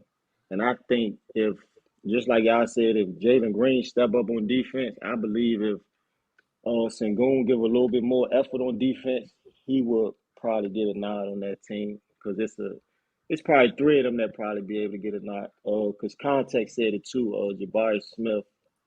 Y'all just said Jalen, and I said Sengun. I said Ball too, though. I really believe Ball might get it. I really do, man. Because for real though, Damo, if you playing for Frank Vogel, if you playing for Frank, push that. If you're not playing no type of defense, you're not gonna get no minutes for real. And Ball gonna want to play. He's gonna want to play and get out there, shoot the ball, do whatever he do. So he know he gonna have to defensive rebound, block some shots, contest some shots. So with that being said, Ball what? 13 to 16 points, what? 7 to 8 rebounds. You don't think you could do that, Damo? Oh no! Listen, I'm loving it. I'm loving the optimism, and I hope he can do it. No, I think hope he can. Off the bench. I think that he started what? Man, most improved 8 minutes a game is crazy. I don't know. Yeah, but hey, buddy, I'm sorry, bro. It's not. Look, I can go down the list of most improved guys. I don't think he's gonna play enough to even get a shot at it. You don't think so? I think Bobo. Like Africans, buddy. That's all it is. They don't like Africans up here. That's what it is. No, they ain't got nothing to do with it. I'm not gonna lie. Bobo might get more DMPs than he gets games over 15 minutes play. But you got to remember too. You talking about defense, buddy. You talking about defense, buddy. You got to remember too about Bobo. His motor is in question. His motor has always been in question. And if you ain't got a high motor, you're not gonna play for Frank Vogel. So I wouldn't be surprised if he could. There might be a time where he might drop out the rotation for a while. I wouldn't be surprised if that happened with him. It would not surprise me if that happened with him. Yeah, and then I'm looking at these preseason games. He's not even playing a lot in these preseason games. This is usually where you get your young players ready, or when you take a look at players that you think have the potential to, play some significant minutes. They already took a look at him. They know what he's getting from him, so he don't need to play him. So he like, yeah, we know we're not getting nothing from him. So let's see what Drew Eubanks got. Let's see we know exactly what we getting from him. Guys like the same thing like the Jalen Durant situation. Like, hey man, Marvin Bagley and James Wiseman are competing for backup big minutes. So let Drew Eubanks and whoever and Watanabe, let them compete for the backup minutes. We know Bobo's like locked. I think with Bol, people just have this. People keep having this idea that he has some huge upside because of his skill set at his size, but the speed at which he's able to play just doesn't match up to the NBA game. He's just too slow to do the skills that he has and that he can do in certain highlight packages or in practice. He can't do in the actual NBA game. I just don't think Bol can't be a rotation piece in any winning team. Did y'all hear the underlying undertone of racism in that statement just there? Crazy. Did y'all hear that? I'm talking about, Damo. Like I could get with Jalen and then he'll go off the rails and then I got to jump off the train with this dude, Joe. Jalen, you're never beating the allegations, bro. I'm trying to get with this dude. I just can't get with him. Chitchat, you got some milkman allegations too after last night. You got some milkman allegations. First of all, I don't even know what milkman mean. That's number one. Number one, I don't know what milkman mean. Number two, Big Storm, have you ever had a veggie burger on a wheat bun? So to say that Bowl is 2 buns on a burger, have you ever had a good bun? That's terrible logic, my dude. Buns are good. What are you talking about? I like buns. I like buns too. You wild right now. Now let's get back to this milkman thing. I don't even know what milkman is. Love me some good buns. When your lady friend was in the background, showed up, people thought he was a milkman. You always. You understand what I'm saying? They thought he was a milkman. Well, because I like buns. No, who don't like buns? Yeah, who don't like buns? Right. Yeah, that's what I'm saying. Well, so chill, Teddy. Get that. You had your lady friend pop up in the back. It's cool. We're showing love. So they thought you were a milkman. I still don't know what that means. I still don't know what that means. Yeah. Chill, what? We'll talk about it all. I like to think I'm a smart dude, but that went right over my head. Was your lady friend almond milk or chocolate milk? Oh, okay. I see what there you you're go. talking about now. I'm There with you you. go. Okay. So if she was darker skinned, she'd be chocolate milk. Is that what I'm understanding? Exactly. That's Yeah. not right. You'd be the chocolate man. Okay, I'm with you. All right. I'm gonna let it rock. That's chocolate man. I get it. I'm with Yo, y'all now. Riddell, buddy, appreciate having y'all up here. We're gonna tap in with y'all soon. Later, man. Y'all be careful. All right, hey, buddy, keep holding down the comment section.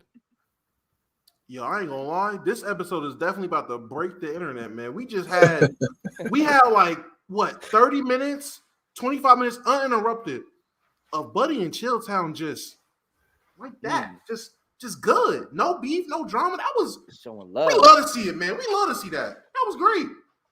It's growth. I like to see the growth. Real growth right there. Real growth right there. Hey, y'all talk basketball, B. We if you want to talk basketball, let's talk basketball. Let's do that.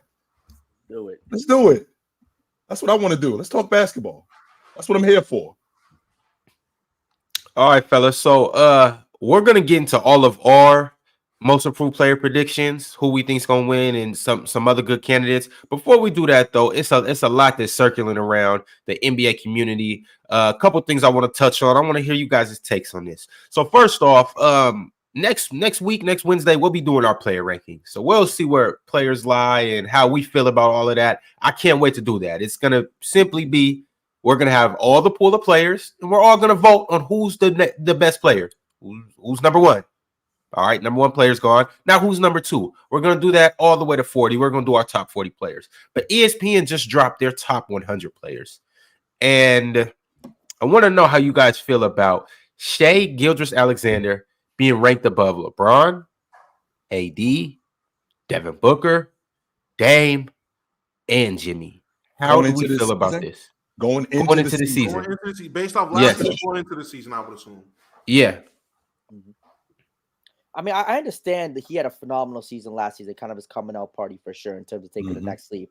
Now, in terms of being over these established guys, I mean, you could say he's more in his prime than LeBron, KD, Jimmy Butler, Devin Booker, still relatively young, in his prime. I'm taking those right now. You're telling me if I want a team to lead me in the playoffs, win a playoff series, I'm still taking LeBron, Kevin Durant, Devin Booker, Jimmy Butler over SGA. I can understand the logic ESPN used simply based off what he did last season and because of his young age, him taking maybe another jump. I can appreciate the logic, but the actual substance of it and how I think what these players have accomplished and still playing at that level, because KD and LeBron, even in year 17, 21, are still playing at all NBA caliber level when healthy. Kevin Durant is still arguably the best scorer in the league when healthy. LeBron James can still be the best player on the floor on any given night, even at his age. So I'm still taking those guys over SGA. And even the question I asked earlier about Riddell is SGA versus Kyrie Irving. I think that's a real question. Like both those guys fully healthy playing. Because with Kyrie's just extra stuff, fully healthy playing. I might take Kyrie over SGA. I think it's a real conversation. I think it's real close. There's nothing wrong with that, gentlemen. There's absolutely nothing wrong with taking Kyrie over SGA. And you said that you agree with, like, you see the logic. Yes. There is no logic.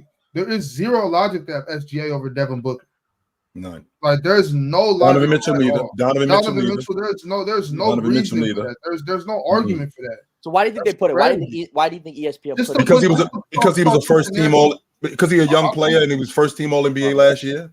Coming out of nowhere. I think just trying to push more narratives, getting people excited about other guys, which is fine. I'm not mad at you marketing other guys, but at the expense of the integrity of basketball, at some point you got to know when you're just crossing the line. Like it's okay to let's have a segment about SGA. Let's talk about how good he is. Let's talk about how good how OKC is undeniably on the rise. They're undeniably on the rise. Damo talked about it earlier. Jalen, Chet, those guys are going to be really good. They're undeniably on the rise. Let's talk about that. But let's not do it at the expense of our integrity. You cannot tell me that SGA is better than Devin Booker at basketball.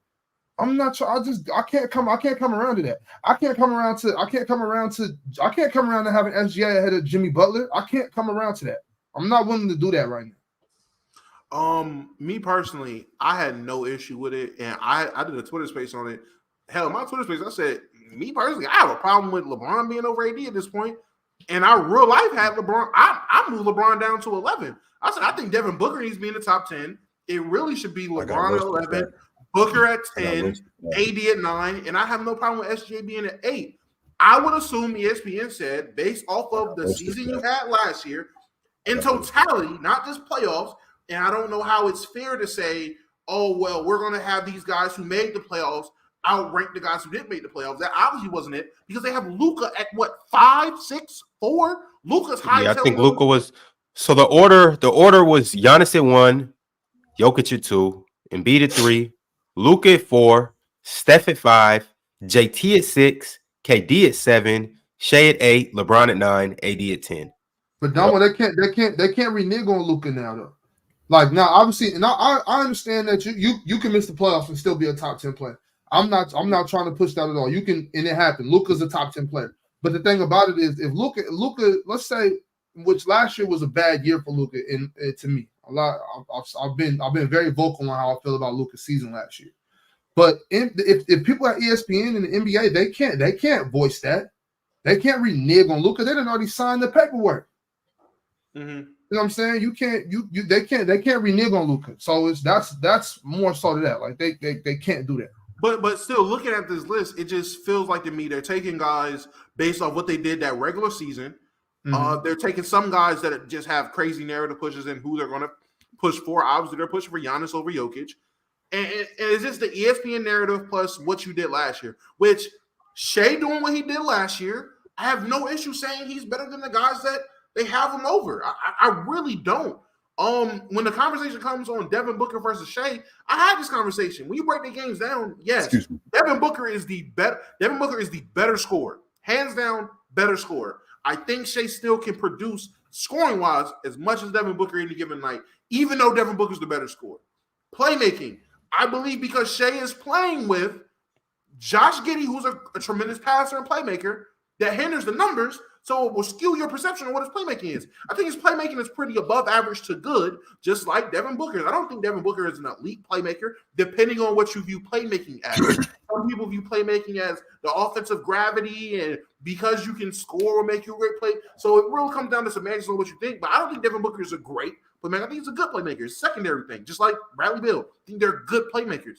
So I don't think it's too crazy to just say, oh, I mean, I'll take Shea over Devin Booker. It's not the craziest thing. There was nothing egregious about it. People were dead ass crying. Oh my God, Shea's the most overrated player. Well, every 2-3 years, there's a guard who emerges and they say he's overrated. Last year or the year before that, it was Ja. And the time before that, was it not? I remember one point in time, Damian Lillard was considered the most underrated player ever. Then when they started getting praised, he became the most overrated player ever. So this is a routine thing in this era of guards that happens. Eventually, guys get old. The guards that you're used to, they get old. The young guys get older, and you got to put somebody on the damn pedestal. If it wasn't Shea, it was going to be De'Aaron.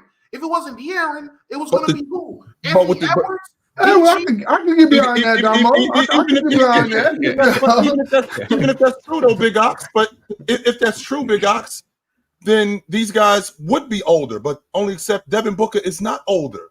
Donovan Mitchell is not older. These guys aren't much older than Shea Gilgeous-Alexander. These guys are around the same age. I mean, Devin Booker is 26, 27. Donovan Mitchell is 26, 27. We're talking about a Donovan Mitchell who just 2 years ago was on a Utah Jazz team that was in first place. He's the only player that I can remember in my lifetime. The only player that I can remember in my lifetime that was on a first place team in the Western Conference, led that team in points, second in assists, and third in rebounds. Did not make the All-NBA team. That has never happened in my lifetime. I've never seen that before. Meanwhile, we got guys, to Big Ox's point, that are being called top 10 players, and their team's not even making the playoffs. So when I think about this list, I'm having a difficult time with Shea being a top 10 player. There's a difference between playing better, being a better player, right? So when I think about Shea Gilgeous-Alexander, if you got him anywhere between 9 and 12 or 13, okay, that's fine.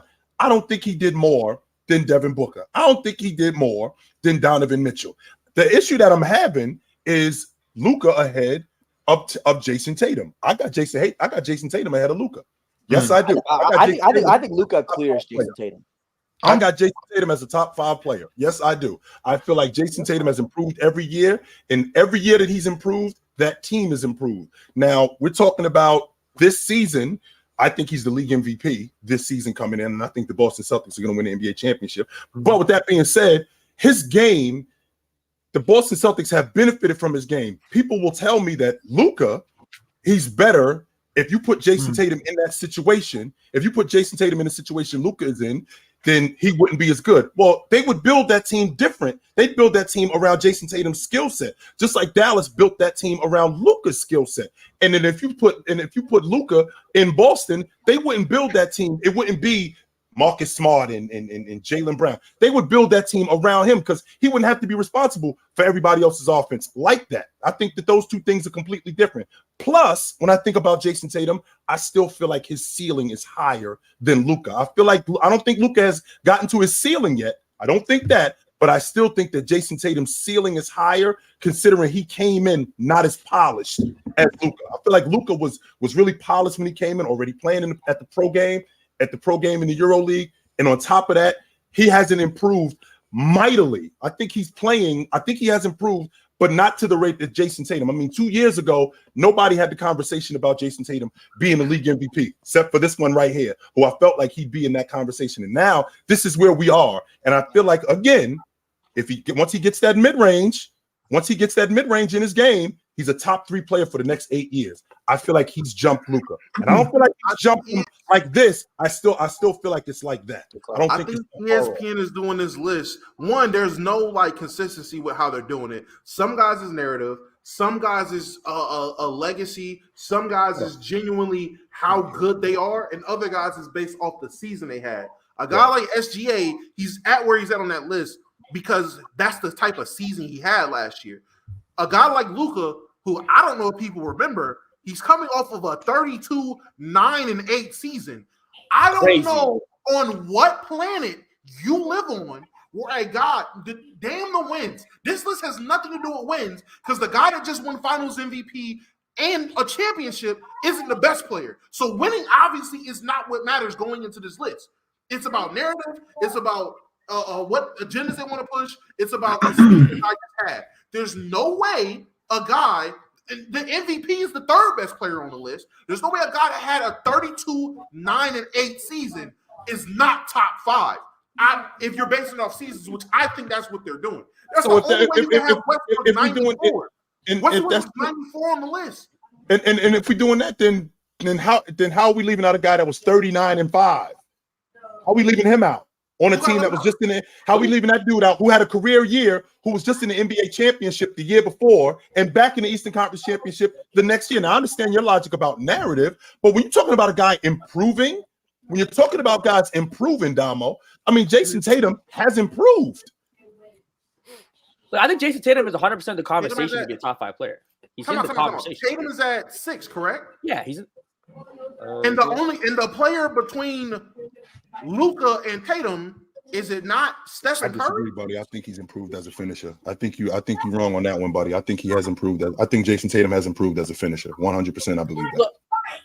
Look, as much as this list, you can find its flaws. Like the top 3, when you look at the top 3 players, I think they got it. So Giannis and Jokic, we had that debate. Who's the best player in the league? A lot of people say Jokic, but there's a few, I think, including Mars, who say Giannis, and there's points for it. So I think him at 1, Jokic at 2. I disagree with it, but I think it's fine. And you have Joel Embiid, like I said, MVP, average like 30-11, 30-12.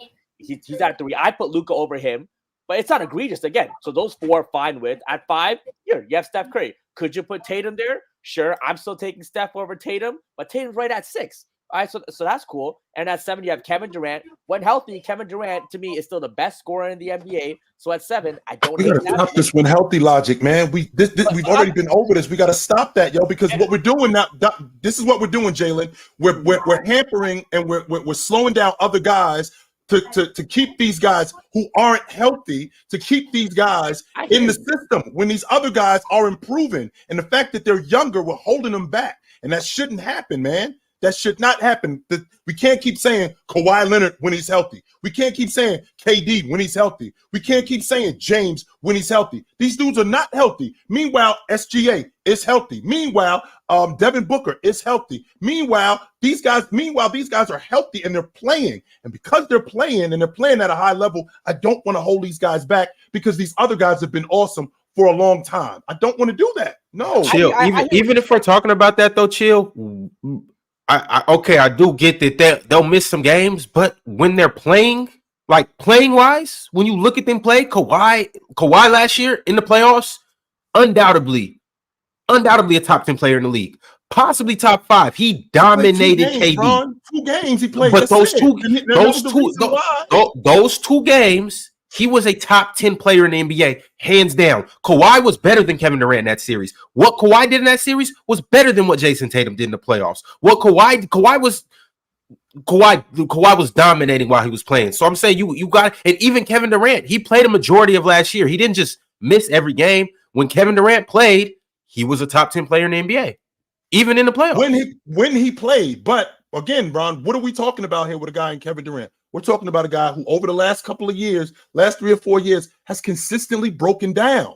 Meanwhile, these guys are getting better. Jason Tatum is getting better. SGA is getting better. Donovan Mitchell is playing at a high level. Devin Booker is playing at a high level. Jimmy Butler is taking his team deep into the playoffs. I can't hold these dudes back because this dude was awesome 4 or 5 years ago for 75, 80 games, when now he's only playing 45, 50 games, and I'm basically putting them on for legacy. That's not good enough, man, because that's not fair to these guys, because they are getting better, and I can't hold these dudes back. As good as James is, as much as I love James as a player, James is awesome in stretches. He'll play 15 games, and then he'll break down, and then he'll play, and then he'll miss 6 or 7 games, and then he'll play another 10 games, 12 games, and then he'll break down. I can't keep holding these young guys back because this guy who was awesome for the last 8-9 years, but hasn't been playing that much lately. But still, when he does play, he's awesome. I can't hold these young guys back that aren't that far off from him. So then Luka shouldn't be on this list. Luka missed a good chunk of time last year. Hey, that's why I'm talking about with this is my same lot. Ron, when we talk about, and again, sometimes my logic gets skewed, but what I do is I try to stay consistent as possible. When I think about when I think about Giannis being the best player in the game, if I'm being consistent with my logic, Big Ox, if I'm being consistent with my logic, 82-83, Moses Malone won the league MVP, won the NBA championship in 83, and won the league MVP in the finals MVP. That's the best player on the planet. That's the best player on the planet. If Tim Duncan wins the league MVP in 02, wins the league MVP again in 03 on the best defensive team in the game, and they drop the three-time defending champion Los Angeles Lakers, and he wins the finals MVP, that's the best player on the planet. If Kobe Bryant wins the league MVP in 2008 and wins the NBA championship in 2009 and 10 and wins the finals MVP, no matter how I feel about James, that's the best player on the planet. If Giannis wins the league MVP in 19 and in 20 and wins the defensive player of the year, leading the team to 60 wins, and then the next year wins the NBA championship, that's the best player on the planet. If Joker wins the league MVP in back-to-back seasons, taking a team that's diminished to the playoffs in a nightmare of a Western Conference, and then the very next year winning the NBA championship in dramatic fashion, that's the best player on the planet, man, if I'm being consistent with my logic. All right, fellas. Let's move on to the next topic. Did you guys hear what Kevin Garnett said? What do you say? About Jordan Poole? Top 5 in the league in scoring? So he said a couple things. He said, and this is from Kevin Garnett. He said Jordan Poole is going to be the new James Harden. I look for Poole to be top 5 in scoring this year. He also went on to say for his expectations for Poole's debut season with the Wizards. He said, y'all remember when James Harden left to OKC and got to Houston and he got right at it? Man, this is going to be the Jordan Poole show. I look for Poole to be top 5 in scoring this year. And if he doesn't shoot more than 25 shots, I'll be shocked. Oh, yeah. That's hey, good. That's a lot of shots, yo. Like 25 shots. That's a lot of shots. I think he was exaggerating with the 25. Yeah. No, he's don't not, think so? bro. Jordan Poole's gonna shoot 25 shots. I think Jordan Poole might shoot 26, 27 shots, bro. I'm serious, Ryan. So he got the mega green light. Bro, these guys. I mean, these guys are. There was already a couple guys last year. Remember, we went over this before, Ryan, because I was saying somebody, man, he's shooting like 25 shots. We're like, nobody's shooting that many shots a game. And we looked, and there was a couple guys shooting 24 shots. You know what I'm saying? 20. I'm going to be shocked if Jordan Poole shoots under 24 shots a game. All right, 20. I'm looking at Jordan Poole to shoot 20, 26, 27 shots a game, bro. For real. Yo, like if Jordan Poole shoots 25 shots, y'all know he's leading the league in scoring. That's fine. That's fine, Ryan. That's fine. And here's another thing too, though. Jordan's gonna be out here looking at. Jordan's trying to average 30 plus this year, bro. He trying to shove it down everybody. So it ain't even news, Big Ox. Is what you telling me? Oh, there's no mystery. There's no misunderstanding. Jordan Poole has the mind right now. Like, I'm about to show y'all something. Yeah, like I think Jordan Poole's pissed off. I would be. If I'm Jordan Poole, I'd be pissed right now.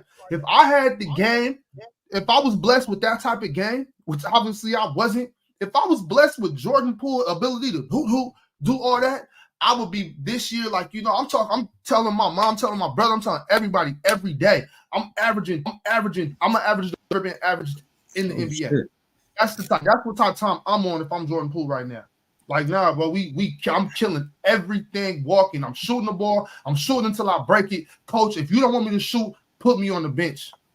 And look, I get the Jordan Poole. He's going to take a shot. Jordan Poole's going to take a shot. Let's forget. Kuzma's still there. Hold on. Kuzma's still there, Rox. Kuzma's still there. He going to get his. Not winning. Right? He going to get his. And hold up. Jordan Poole's not James Harden. This is a little disrespectful to James Harden. I think people forget of how good of a player he really was in those Houston years. Jordan Poole is nowhere the passer and playmaker that James Harden is. As a shooter, sure, you know, you could say he's a good shooter, but even getting to the rim, attacking defenses, he is nowhere near James Harden in those aspects of the game. Other than shooting, he's not touching James Harden in anything because defensively he's just as bad, if not worse. So I think he might be taking that too literal though, Jalen. Like, I don't think he's saying he's James Harden. I think he's comparing he's comparing when he left OKC, which was the team at the top somewhere, you know, in the top teams of the West, you know, just like the Warriors just were. And then he goes to a team like the Wizards, who are on the bottom of their conference, just like Houston was. He's going to get a green light, and he's going to be able to shoot as many shots as he wants. I think that's more so what he's getting at. I don't think he's trying to say, oh, Jordan Poole and James Harden are equal in talent or equal in ability. If he did say that in the article or whatever, then I missed it. You know, my bad. But I'm pretty sure that's not what Kevin Garnett is saying. So you think Jordan Poole is going to average the most shots in the league? He's going to. I don't see why not. Yeah, why not? Why not? He definitely. Jordan Poole's going to. I think Jordan Poole's going to be at least top 3 in shots attempted. But Jalen, if you think about the bad teams in the game, right? Yeah. Think about Detroit. I ain't gonna say Detroit because Detroit has gotten better, but I'm thinking about the bad teams in the game, like San Antonio. I don't think they're going to be very good this year, right? Charlotte, I think Charlotte is going to be better, but I don't think that they're going to be better. Like Houston, like think about the bad teams in the game. Washington, Toronto. If you think about the guys in terms of offensively, who do they have on their team that's going to shoot a lot? You think about Toronto, they got OG. He's going to shoot the ball a lot. They got Scotty Barnes. Wait for that Scotty Barnes jump. Wait for that Scotty Barnes. Pascal Siakam. He's going to shoot a lot. If you think about Houston, Jalen Green's going to get up a lot of shots. Fred VanVleet's going to get up a lot of shots. When you go down to all of these teams and you think about the Washington Wizards, who else is going to shoot the basketball outside of Kuzma and Jordan Poole? Who else? Yeah, I'm thinking outside that team because Tyus Jones is not a shooter. He's going to be a good point guard, but he's not going to be a shooter. Got Corey Kispert as a shooter. I mean, honestly, their third option might be Denny Avdija. And I hear you. But Jalen, it's just simple as Kuz's probably going to shoot 17, 16. And Jordan going to shoot the rest of them. Yep. Yo, so I'm on record saying that I believe Jordan Poole is going to average 27. I said this months ago when it first happened. But that's what I'm saying though. If he shoots anything close to 25 shots, it's gonna be up it's like 34 at the least. So he might be pushing. It's not going to be efficient. It's not going to be efficient. You know but that's also the thing, though, too. Though I think you guys are. I don't think Jordan Poole is going to be as inefficient as you guys think he's going to be. I don't think Jordan Poole is going to shoot. I do. I don't think he's going to shoot. Green light, Ron. He had Steph Curry with his hand on his head, running with Steph Curry. What kind of shots you think he's going to be shooting when he's got the ultra green light? I do think he's going to shoot stupid shots. I do think that, but I also do think it's good. But it's going to be games where he has efficient games where he's just on one and he goes, I don't know what, 14 for 18, 14 for 19. Gets to the free throw line, you're going to have those games too. So I think it balances itself out. Now, I do think he has more games where obviously he'll shoot closer to 40% than 50%, but I don't think it's going to be just terrible. You guys are making it seem like he's going to be like, remember when Mars came up here and brought up Damian Lillard's playoff percentages where he shot like 38% from the field? Yeah. I don't think Jordan Poole does that. I think he shoots probably like 44, 45 from the field. I don't think it's just egregious. I don't know exactly what Chillen and Jalen were getting at, but just so I'll elaborate on what I meant. I'm definitely saying there's going to be tons of games where it's like bad, really bad. You know what I'm saying? It's going to be a lot of that. But then obviously, you know, because he's a shooter, you know, he's going to score. There are going to be a lot of games where he has, you know, incredible shooting nights. But that's not going to average out to a above league average. He's going to be. I think his field goal percentage is going to be below league average. I could see that. I just don't think it's going to be terrible. I think guys throw a number out there around what you looking at? I said like 40, 44, 45. Which is fine. And what from three? Like 35% from three? I'm thinking 42. Yeah, I'm thinking about 35, 36 from three. So if he takes 24, 25 shots, he's going to lead the league in scoring. Do you know how many shots 25 shots are? Crazy. That's crazy. That's what we said. 25 shots, B. How many threes? How many threes, Ron? How many threes is he going to shoot a game? I'm thinking 12. I'm thinking 12, 13 threes a game he's getting up. Hey, for real, Jalen, it's going to be garbage. Oh my God, this dude shooting that much. They're going to be trash. Jalen, if you Dub or Mars shoot 25 shots, y'all should average 20. Y'all should average 20. You ain't about to put me on Dub and Mars basketball level. I'm not even saying that. I'm saying, look, anybody on PC, anybody on PC. You better put some respect on Jalen, man. I tell you right now, Rod, you a hooper. Don't get it wrong. I'm eating you in the paint.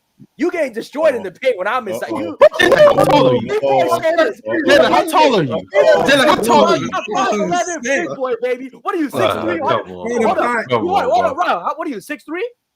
Yeah, 6'4". 6'4". What you weigh? 6'4", about 205. I'm telling you, you getting hurt. Big boy shoulders coming at you. How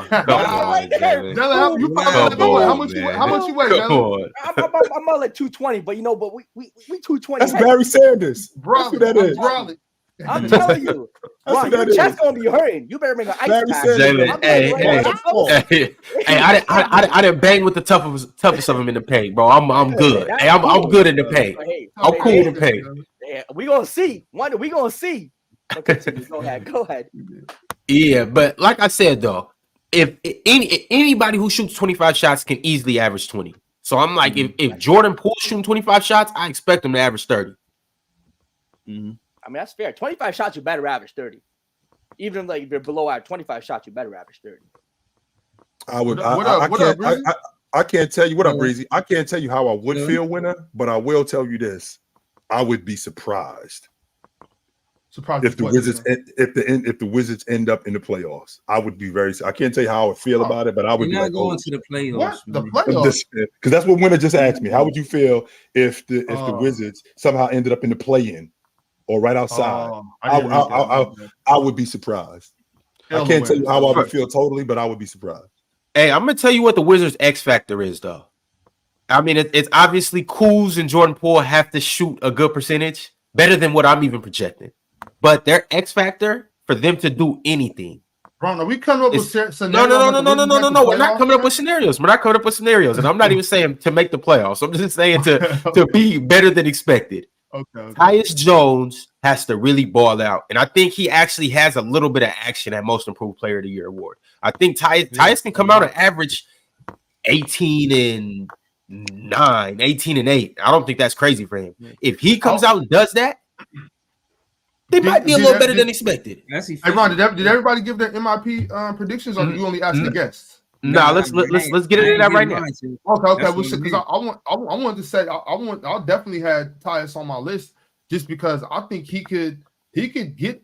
I'm not going to say I'm not going to go crazy with it because we were just talking about Jordan Poole potentially leading the league in points. I'm not going to say Tyus can lead the league in assists, anything like that. But if Jordan Poole and Kyle Kuzma can really just get away from the Paul George, let me dribble the air out the ball and get into catching and shooting a little bit, I think Tyus could average a good amount of assists. I don't got a number, but I think for sure. I think Tyus could for sure average quite a bit of assisting. I mean, that's the thing though too. Tyus gonna play 30+ minutes a game. It's not. This isn't Memphis anymore. Tyus gonna have the ball in his hand. Well, maybe I don't know if Jordan Poole.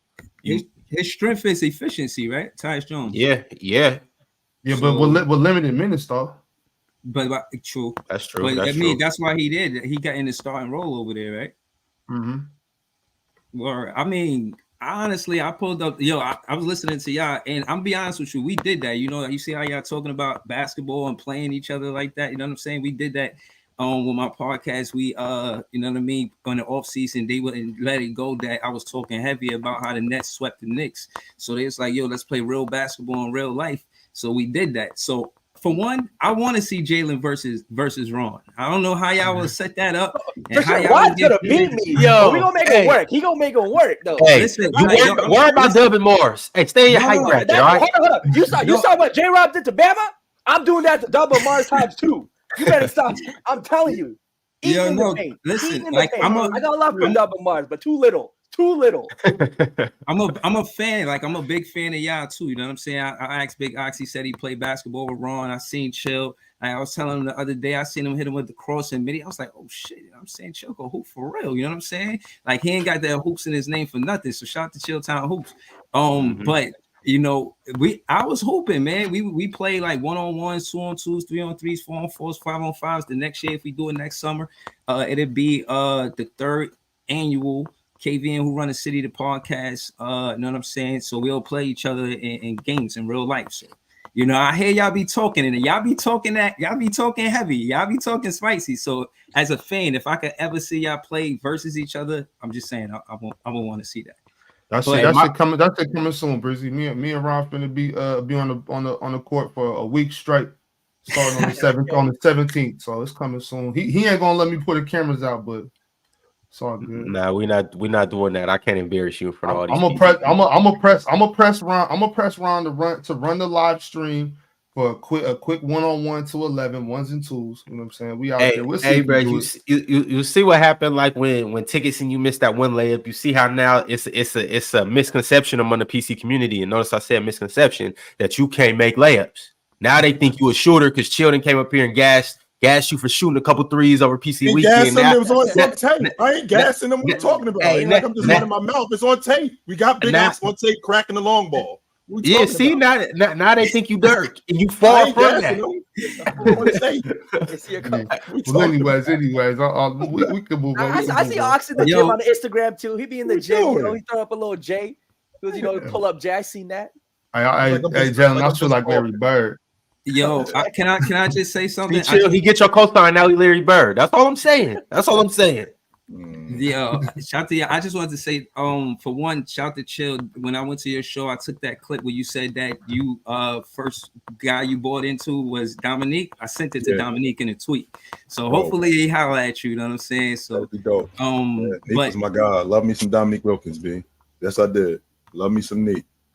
I just wanted to say to the MIP conversation again, you know who I am, you know what I'm saying, I'm gonna mention Cam Thomas, and I did my homework. I look and I see the MIPs. The big difference in the MIP was the point difference. You got Lauri Markkanen, who averaged 8 more points than he did the year prior. Then you got, I think, Jerome Moran, he averaged 7 more points, and then think that Julius Randle the year before that averaged 6 more points. So far as point differential, and if that's what's the significance of who you decide who's going to be MIP, and even my guy Mikal Bridges, when I looked at his stats last season, they got him averaging 26 points per. So I don't know if he's going to go 5 points more, 6 or 7 points more, but Cam Thomas averaged a mere 10 points last season, and I feel like he can average a good 25 plus this season, and that would be a 15-point jump. Oh, yeah, again, easy 25. Listen, yeah, I said 25 for the mere fact that he had 26 points in 22 minutes with 9 for 14 shooting, 4 for 7 behind the arc. Breezy, I get that, but he's not gonna do that every time he plays 22 minutes. Plus, I think the boy gonna struggle to play 25 minutes. We hear that, and I was prepared for that. You know, Jack Vaughn, he had a quote, and he was saying all the boxes that, and I'm not saying it verbatim, but all of the boxes that Cam Thomas was supposed to check, he checked. Not just him scoring the ball. Hence why he's still there. You know, I hear this narrative about him being a defensive liability. I don't like it that much. I feel like, you know, all of the defensive liabilities, Patty Mills, Seth Curry, and Joe Harris, you feel what I'm saying? They, for the most part, are going. And he better than all of them, by the way. And Cam Thomas better than all of them dudes, by the way. Yeah, to me, that's how I feel. Or, you know what I'm saying? How me and Chill feel. But, you know, again, I hear what y'all saying. And, you know, Domino not here. But, you know, I'm saying it. I'm thinking Cam Thomas going to have a better year than Austin Reeves. I said it. You know what I'm saying? I just want to make that clear as well. And, yeah, you know, Ticket was saying some other wild shit about Orlando being better than Brooklyn. But I ain't trying to make this about Brooklyn. That's my pick. Cam Thomas and respectfully Jordan Poole. And then I would say I don't know. Somebody said Tyus Jones. I kind of agree. I thought that was a good pick. Okay, cool. Jalen, Chill, and Ox. Let me get you guys' top three candidates. And once again, we got a pool of PC guys. You know, all of our panel guys. We're gonna compile a list, and I'm gonna come up with you guys between everybody. I'm gonna come up with the top three candidates and the player that we select as the most improved player of the year. But go ahead, Jalen, Chill, and Ox.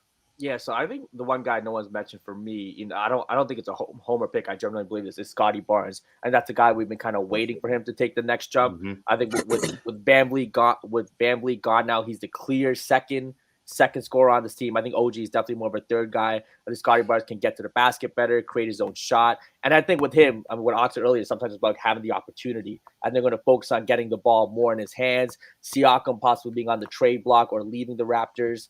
I think that's going to play a role of the Raptors really focusing on giving Scotty Barnes the ball more, him being the center of that offense or trying to make him the center of the offense. So give me Scotty Barnes for sure at one. After that, I mean, we see the names, Jordan Poole, the Mikal Bridges thing I get, but I feel like people will remember too much of his second half where we know that he can be that 25, 23 a game guy.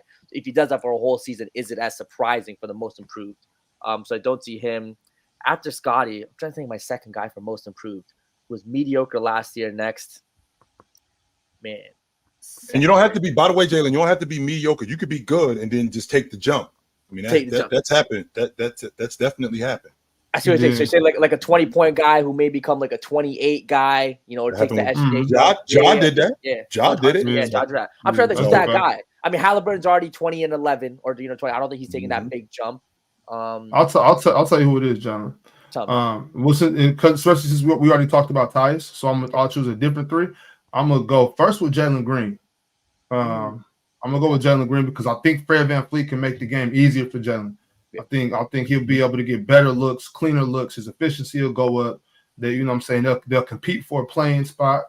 You know what I'm saying? I think the Rockets are trying to be good right now. He got Ime Udoka over there, going to get that team structurally right. He got Dylan Brooks over there. He got what's his name, the young fella Jabari. So he got some defenders. You know, he has a complete team. I think the Rockets have no excuses anymore. They have to start competing now. They got a young, complete team. Jalen Green, I think, is the front runner for most improved player. Other than that, other than Jalen, we already talked about Tyus. I have one more. Obviously, Keegan Murray. I don't think I got to go into that. You know what I'm saying? We already know that to me, that's for us who has to make a big jump. If we want to stay competitive, if we don't want to take a backslide, then Keegan Murray has to be better. So I'm assuming that we want to get better. I want my team to get better, so I'm gonna go ahead and give Keegan Murray and Jalen Green those my two. I had somebody else. I can't remember who it was right now. I'll remember in a minute though. Jalen got to stop smoking. Jalen forgot his second person. You forgot your third. I could definitely get with the Mikal Bridges logic because he's going to be playing with a pass first guard and Ben Simmons, and he's going to be really good defensively in the backcourt. I think that moving him to the 2 is going to enhance his game. That's going to make him an even better scorer because now he don't have to deal with the 3 men, the bigger threes in the game. He's going to have to deal with 2s more. So I'm definitely feeling Mikal Bridges. I'm feeling Franz Wagner. But the one guy who I think is the runaway most improved player is Anthony Edwards. I think he's a first-team All-League defender. I think he's a first or second-team All-League defender this year. I think that 24 game goes up to at least 29, maybe even 30. I think he takes that jump this year. I absolutely believe that he takes that jump this year. I'm already on record saying in the next 2 years he's the best 2 guard in the game. I'm on record saying it. So I think Anthony Edwards is the front runner for most improved player this year. That's a good pick, Random. Put that super chat back up, Ron. Yeah. What about Aiden? I mean, you're right on that team. DeAndre Aiden, he's going to have the opportunity. If the usage rate's going to be high, he might lead that team in shots. I already got him, and I got roasted for this. I think DeAndre Ayton is an All-League defender this year. I'm on record saying that. All-League defender? I think he's an defender. I don't know. I like that pick. I like that pick. But for that reason, though, Chilton, I don't think he'll be in the running for most improved. Just and I know it's a preseason. I went to go watch him play last night against the Suns, and from when I saw it, Malcolm Brogdon. Oh, I was loving when he was. I tried to tell y'all about Malcolm Brogdon. Somebody better come get Malcolm. You ain't say nothing about no Malcolm Brogdon. You don't remember I was talking about Malcolm a couple episodes ago? Everything about Malcolm Brogdon, Ron. The whole Boston episode. Hold on. Remember when we were talking about this is last episode? Remember we were talking about the 2 episodes ago when I ranked the Blazers at 22nd? You guys are like, why are you so high on the Blazers? I do remember you ranking the teams. I do remember that. Yeah. And I said because I believe that. Remember, I said guys with championship experience, and this is when the whole vet thing started. Because I called DeAndre Ayton a vet. So I didn't fully get into my Malcolm Brogdon bag because Mars took that vet word and went crazy with it. But I was saying I believe the Blazers are going to be better than what you guys expect because Malcolm Brogdon, DeAndre Ayton, and Robert Williams all have that championship experience. But I was also going to say that with Malcolm Brogdon, what he brings to the table, I think he helps them. He helps the younger guys improve. He's a high IQ guy. But they're also on top of that, he's going to bring significant minutes. But that's like the perfect mentor. A guy like Malcolm Brogdon, guy like Chris Paul, those are the type of guys I want mentor my young point guard. That's something different. That's what I'm saying. I mean, we talked about Malcolm Brogdon back when he was going on that Rookie of the Year campaign. So I know Malcolm. That was 10 years ago. Was that 10 years ago? It was 10 years ago. It wasn't 10. It wasn't 10 years. Malcolm Brogdon been in the league. I think this is year 9 that he in the league. I don't know either way because remember the year that he got MVP. That was the year when I remember the one specific game when he had got at the Cavs and he had dunked on Kyrie and Bron in the same game. I remember that. Mm-hmm. But I don't know how long ago it was. All I know is that I've liked Malcolm Brogdon since then. I kind of lost him in those last years at Indiana, but then coming to the Celtics. Well, all I'm saying is that I like him over there. I hope they don't move him, but if they keep Malcolm Brogdon, it allow him to be a little bit more competitive. But man, if I'm a winning team, I got Malcolm Brogdon high on my list. Like if I'm the Suns, I'm doing everything I possibly or the Heat. If I'm the Suns or the Heat, I'm doing everything I possibly can to get Malcolm Brogdon on my team. The Heat get Malcolm Brogdon, bro. I love that. I love that for Miami. Malcolm Brogdon, that's great. But what I'm saying is, just looking at how they were doing last night, and obviously, like I said, we all know it's preseason, but it looks like Jeremy Grant, Anthony Simons, and Scoot plan on getting shots up. So. You know what I'm saying? Like DeAndre Ayton, I think that he'll be the vocal point in the paint, but yeah, he needs to go ahead and try to be that defensive, get on a defensive team. Them boys gonna shoot the ball. Chill, who you got for most improved? Yeah, I just told you, Anthony Edwards. Yeah, Edwards. But then outside of Anthony Edwards, who do you think are other guys that are in contention? Mikal Bridges and Franz Wagner. Those are the other 2 guys that I'm thinking about. Mm-hmm. What about Cam Johnson? I just don't think he's going to play enough. That's the only reason why. I just don't. I don't. It's not that. It's not that he can't do it. I just don't think he's going to play enough. He's been so in and out of the lineup, and people talk about how inconsistent he is. Well, the reason why is because he'll play 3 or 4 games, and then he won't play again for another 2 or 3 games. So he can't really get that rhythm if he's playing. Not Cam Thomas, Cam Johnson. Not Cam Johnson. You talk about okay. Yeah, I think Cam Johnson, he good, but it's the same thing. So I agree. I feel like he's good when he's out there, and him and Mikal Bridges is a good duo. They even got Corey Vincent, assistant coach from the Phoenix Suns, to work with the chemistry. You know what I'm saying? He now assistant coach with the Brooklyn Nets, so work with the chemistry between the two. But I still don't believe Cam Johnson is going to play 65 games because that's the market. I thought you meant Cam Thomas. I'm sorry. I thought you meant not Cam Thomas. I'm still not. But the market is 65 games, right? I don't know if Cam Johnson plays. I don't know if he plays that. I don't know if he plays that. All right, fellas. I'm going to dive into these super chats. We got a few of them. Let's go ahead and do it. Drink More Water said the most improved award winner are usually players in their 3rd to 6th year and average around 20 points per game. Some players I think will win most improved player are Cam Johnson, Jordan Poole, Jaden McDaniels, and Alp Sengun. Those are good picks. Sengun's a nice pick too. I just wonder how his usage rate will be in that Houston team. A lot of bodies there. Yeah, good picks. Moving along, random guy speaks that I was trying to come on and say that, but Ron not letting me shine. The struggle is real over here. Hey, Ron, holding down another black man, not letting me shine. I dropped the link. How you think Breezy up here?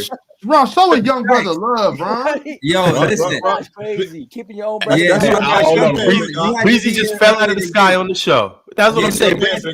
Ron is the dude at the door at the club. You, nope. You, nope. You, definitely. And I'm fresh. I got my freshest gear on, by the way. Ron is like, no, you ain't getting it. I got the expensive cologne on tonight. Oh, I'm so fresh tonight. But Ron, I'm gonna put my bottoms in and everything. Ron ain't no.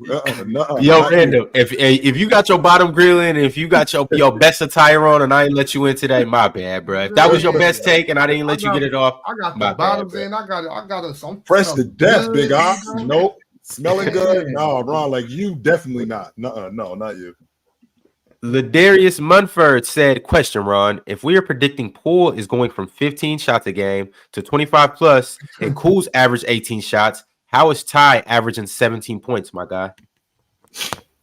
You got 40 minutes. This 40 minutes of basketball. Yeah. 17 points, that's like 4 points a quarter. You could do that. I think y'all underestimate how long 12-minute quarters are. I think Ty Jones would be like a 13-8 type of guy. 17, I guess. Brax, get your De La Soul plug 2 MC ass out of here. You ain't that was funny. Get your ass out of here. Yo, I want to say happy birthday to Cam Thomas. That's real quick. That's it. It's your birthday, Big Ox? Yesterday.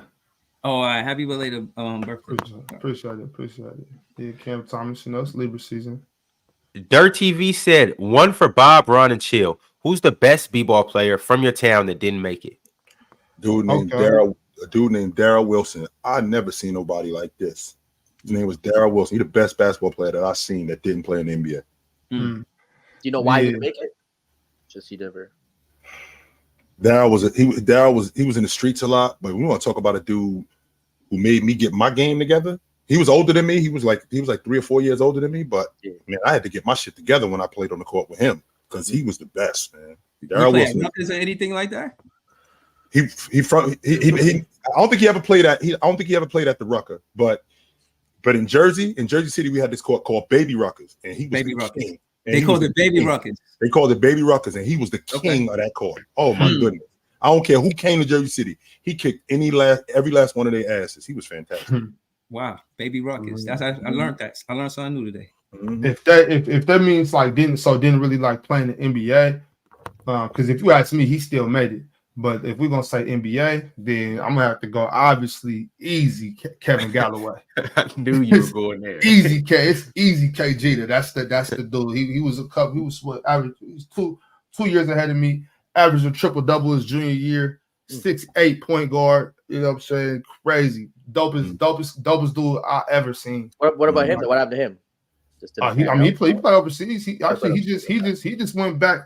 He's playing in Iraq right now. Actually, okay. Iraq. Yeah, he playing in Iraq, getting You to a ball if you playing in Iraq. I'm loving that. He out there getting to it. I'm talking about 6'8" point guard. Yeah, KG, Kevin Galloway. That's the dope. He the one. Everybody know it. Mm-hmm. If you ask me from Seattle, it's two guys. Josh Smith. I don't know if y'all know about Josh Smith. He played at UCLA. This motherfucker was baby Shaq. He was 6'10", 300 plus pounds in high school. It was nothing you could do with him. At UCLA, we thought he was gonna go dominate, but kind of just had that Zion problem. I'm not gonna get too much into that, but just weight issues, not really being disciplined. But he playing China right now, and he playing Japan. Korea. He playing Korea, and he getting the bag over there too. But just didn't quite pan out to be what everybody thought he was going to be. Another guy too, he played in the NBA for a little bit, but he did not live up to what he was supposed to be. He was a number one player in the nation as a sophomore. He was just the truth. But Tony Roden, now he was good at UW. He was cool for the 76ers. Yeah, but Tony Roden, and he actually had a good run for the Sixers. But Tony Roden was supposed to be him, 6'5" point guard, flashy. He just never could get a consistent outside shot. And that's really what derailed him. Shout out Chase Tapley, too. Shout out Chase Tapley. There's only so many spots in the NBA. Tough. Yeah. Mike824 said Riddell and Jalen don't know ball. Much about those eyeballs. Let's go. Eat it. Oh, eat it. After he said, what? That's crazy. That's somebody's mother. Dirt TV said chill. Who had a better back to the basket game, Kobe or Jordan? Jordan. Ooh. Kobe or Jordan? Jordan. I'm gonna take your word for it.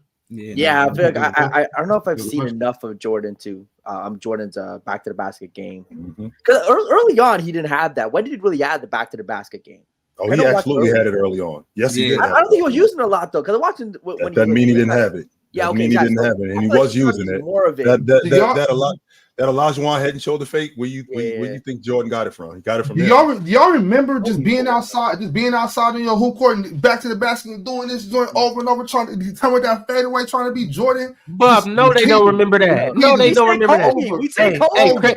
Crazy thing is, when I was younger, he didn't have it in his game yet, Brax. No, not yet. He didn't have it in his game yet. The little jab to the back turn right here with the fadeaway. But I used to be outside trying to do that for hours. Recreational, just playing. That's a hard shot to make. The fadeaway, that's not an easy shot. But you got to be able to get it over both shoulders though, and be over there trying to do that, man. But then obviously you got your pops out there like, man, stop fading away, go to the rim. I'm like, I'm trying to be like Jay, fuck that. Gideon and Die said Peyton Pritchard for most improved. Nah. Again, I still think the role will be there for him to. Giddy, no, probably not. He's gonna be big for what they're doing in Boston, though. He is. He's definitely gonna be big. And Bob, you said Giddey. I actually got Josh Giddey third on my list. I didn't give him my list, but I got Josh Giddey third. I think he has a shot to maybe be in that race. But anyways, a pimp named Slickback sent through a few super chats. He said a dark horse MIP is Cam Thomas for the Nets. Yep. Said Chilltown been saying it. Cam Thomas is that guy. He said, but Chill is wrong about his minutes. He's getting consistent minutes this year. Last year was a mess, and the coaches trusted the vets, which was understandable. He said Cam Thomas improved his defense this offseason and playmaking. JV, Jock Vaughn, gave him praise in a press conference this year. Y'all debating an old topic. So this year, this year he's going to be getting consistent minutes. He didn't get consistent minutes last year, so this year he will. So I still have yet to see it. Appreciate it, Chris. Appreciate you. But to a pimp named Slickback, though, how you know he got better on defense? Like, I'm saying a lot of this is speculation. Oh, he's going to play more minutes this year. How you know? Yeah, we don't. We don't. And by the way, Big Ox, my grandmother would have been 93 yesterday. I just want to put that out there. Oh, for real? Yeah, she would have been 90. She would have been 93 yesterday. Happy birthday. Happy birthday. Real. Libra gets Libra season. Rambo E 1996 says Steph being outside the top 3 is criminal. No, it ain't. No, I think it's fine. Cruiser. Yeah, y'all know Cruiser. Cruiser said Rockets in 6. I'm sold. All in legit playoffs. Cruise. Brian Holiday said free ticket TV. Ticket is not locked down, so let's kill that logic right now. Come back. Ticket is not locked down. That door is unlocked. Nah, shit, town. That's crazy. That's crazy, town. Shaq not paying ticket bill is crazy. $500. That's a $500 bill. First of all, I'm not locked down. Two, I'm not responsible for that. I'm not. You're not responsible by no means. But I mean, if your man go down and you got the money sitting right there, you could. Come on, man. Pay that bill, Shaq. No, Shaq. Yeah, guys, I think we're gonna have to get used to life without ticket, but that's all right. We'll manage. It's not your responsibility, Shaq. No, it's not. No, dude made an ass bet and he need to pay for it. Period. Reek MFFL said, "How'd y'all like Nurkic with the Suns last night?" I did like him playing physical. I did like that. Mm-hmm. I'll tell you, the fans were acting like Nurkic decided to walk away or something. Every time you get that weak shit out of here. Alan R said, "Is there any version of LeBron that could have won in 2007? I think 2017 or 2013 Bron could beat him in 6." No, that Spurs team, no. Yeah, I just think even 2018 playoff LeBron, I think would give him the best shot. I just think what people don't realize last year is that Tim Duncan had his worst finals. When Tim Duncan might have his worst playoff series in that finals, like Tim Duncan played the worst he's ever played. It was just kind of hit him because of the fact that they didn't win and still sweep them. I just think that he would have stepped up if it required to. If it went to a 5, 6, 7, that team was just overall better. But 2018 LeBron would give him the best shot, I think. Rock sent through a super chat, said, "Do you guys have a first team all peak by position?" This is something I'd like to hear from Mars and Low. What is the question again, Ron? A first team all peak. So at their peak by position. So at point guard, we're gonna go with. I would put LeBron James, but I'll go Steph Curry point guard. Peak. We'll do Steph at point guard. Shooting guard, we'll do Michael Jordan. Peak. Small forward, LeBron James. At the 4, I'm going Kevin Garnett. I think Kevin Garnett peaked higher than Tim Duncan. And at the 5, Shaq would be the peak. Jalen, can you say your 1 and 2 one more time, bro? Yeah, so 1, give me Steph Curry. 2, give me Jordan. 3, LeBron James. 4, KG. And 5, Shaq. Okay. I know. Take KG off there and put Malone on there. I think he went 30. I think Malone went 31 and 11 at his peak. He went 31 and 11. I mean, that's fair. I think as a scorer, you could definitely take him, but passing, playmaking, defense. Yeah, I think he averaged 4 assists too. But he wasn't the passer KG was. KG's an all-time great passer. Malone wasn't a great passer? No, I think it was good, but he wasn't KG. I mean, KG played point guard for them when Sam Cassell was hurt. Like, KG is a passer. I think. You think KG was better than Malone? As a player, yeah. I don't. That's a different conversation for a different day. I think I want Magic, Kobe, KD, KG, and Hakeem. That's crazy. No Jordan, LeBron. I get you, but damn. Peak, like at your best. Yeah, at your best, yeah. And Magic in 87, 23 and 12. I'm going with Magic at his peak. At 23 and 12. Jordan at his peak, 92 Jordan. James at his peak. At the 4, Malone, and at the 5, Chamberlain. Yeah, it's crazy that I'm like actually debating Steph and Kobe over Magic and Jay. It's crazy. It's crazy. But that when I'm thinking of at their best, and when I'm thinking of the 2006 season from Kobe, and we just had the debate earlier this week, the unanimous MVP year out of Steph. It's like that's their peak, and them guys were incredible. Tell you, man, Dub and Real Talk started this Kobe over Jordan narrative. People trying to slip it in that conversation. It's sneaking up on people. All right, y'all. I'm not. I'll put Kobe in my 2, but that has nothing to do with Dub and Real Talk. Gotcha. All right, y'all. We're gonna go ahead and wrap it up. We will be back on Monday. Stay tuned. We will be dropping a couple lists. If you go look at our socials right now, you'll see that we just dropped the 23 through 11 through 20 teams in the NBA. We will be dropping our most improved player rankings. We will be dropping our coach of the year rankings, all of that. So you guys stay tuned. If you're not following us on socials, go do that. Hey, where can these guys find you at? Chill, Ox, Jalen. I'm here 5 days a week on the panel, and if I'm not here, you can find me on TikTok at Chilltown Hoops. You could also find me here on YouTube at Chilltown Hoops. I do lives 3 nights a week. I ain't hard to find, so. Yeah, like Chilltown said, I'm here 5 days a week. You can catch me on PC, Big Ox Media on YouTube. You know, come hang out in the graveyard shift with us. You know, have a great time. You can find me on Spotify, Apple Music, Jalen Carter Music on Instagram. If you're ever in Toronto, want to go out, hit the town. We also do some hosting, promoting at the best spots in the city. Hit your boy up. You know, we on PC too. We're going to start like Jalen Carter Sports or Jalen Carter Talks on TikTok. We'll see you talk about everything, sports, life. You know, mix it up. Word. There you go, y'all. Same time on Monday. Hopefully Mars makes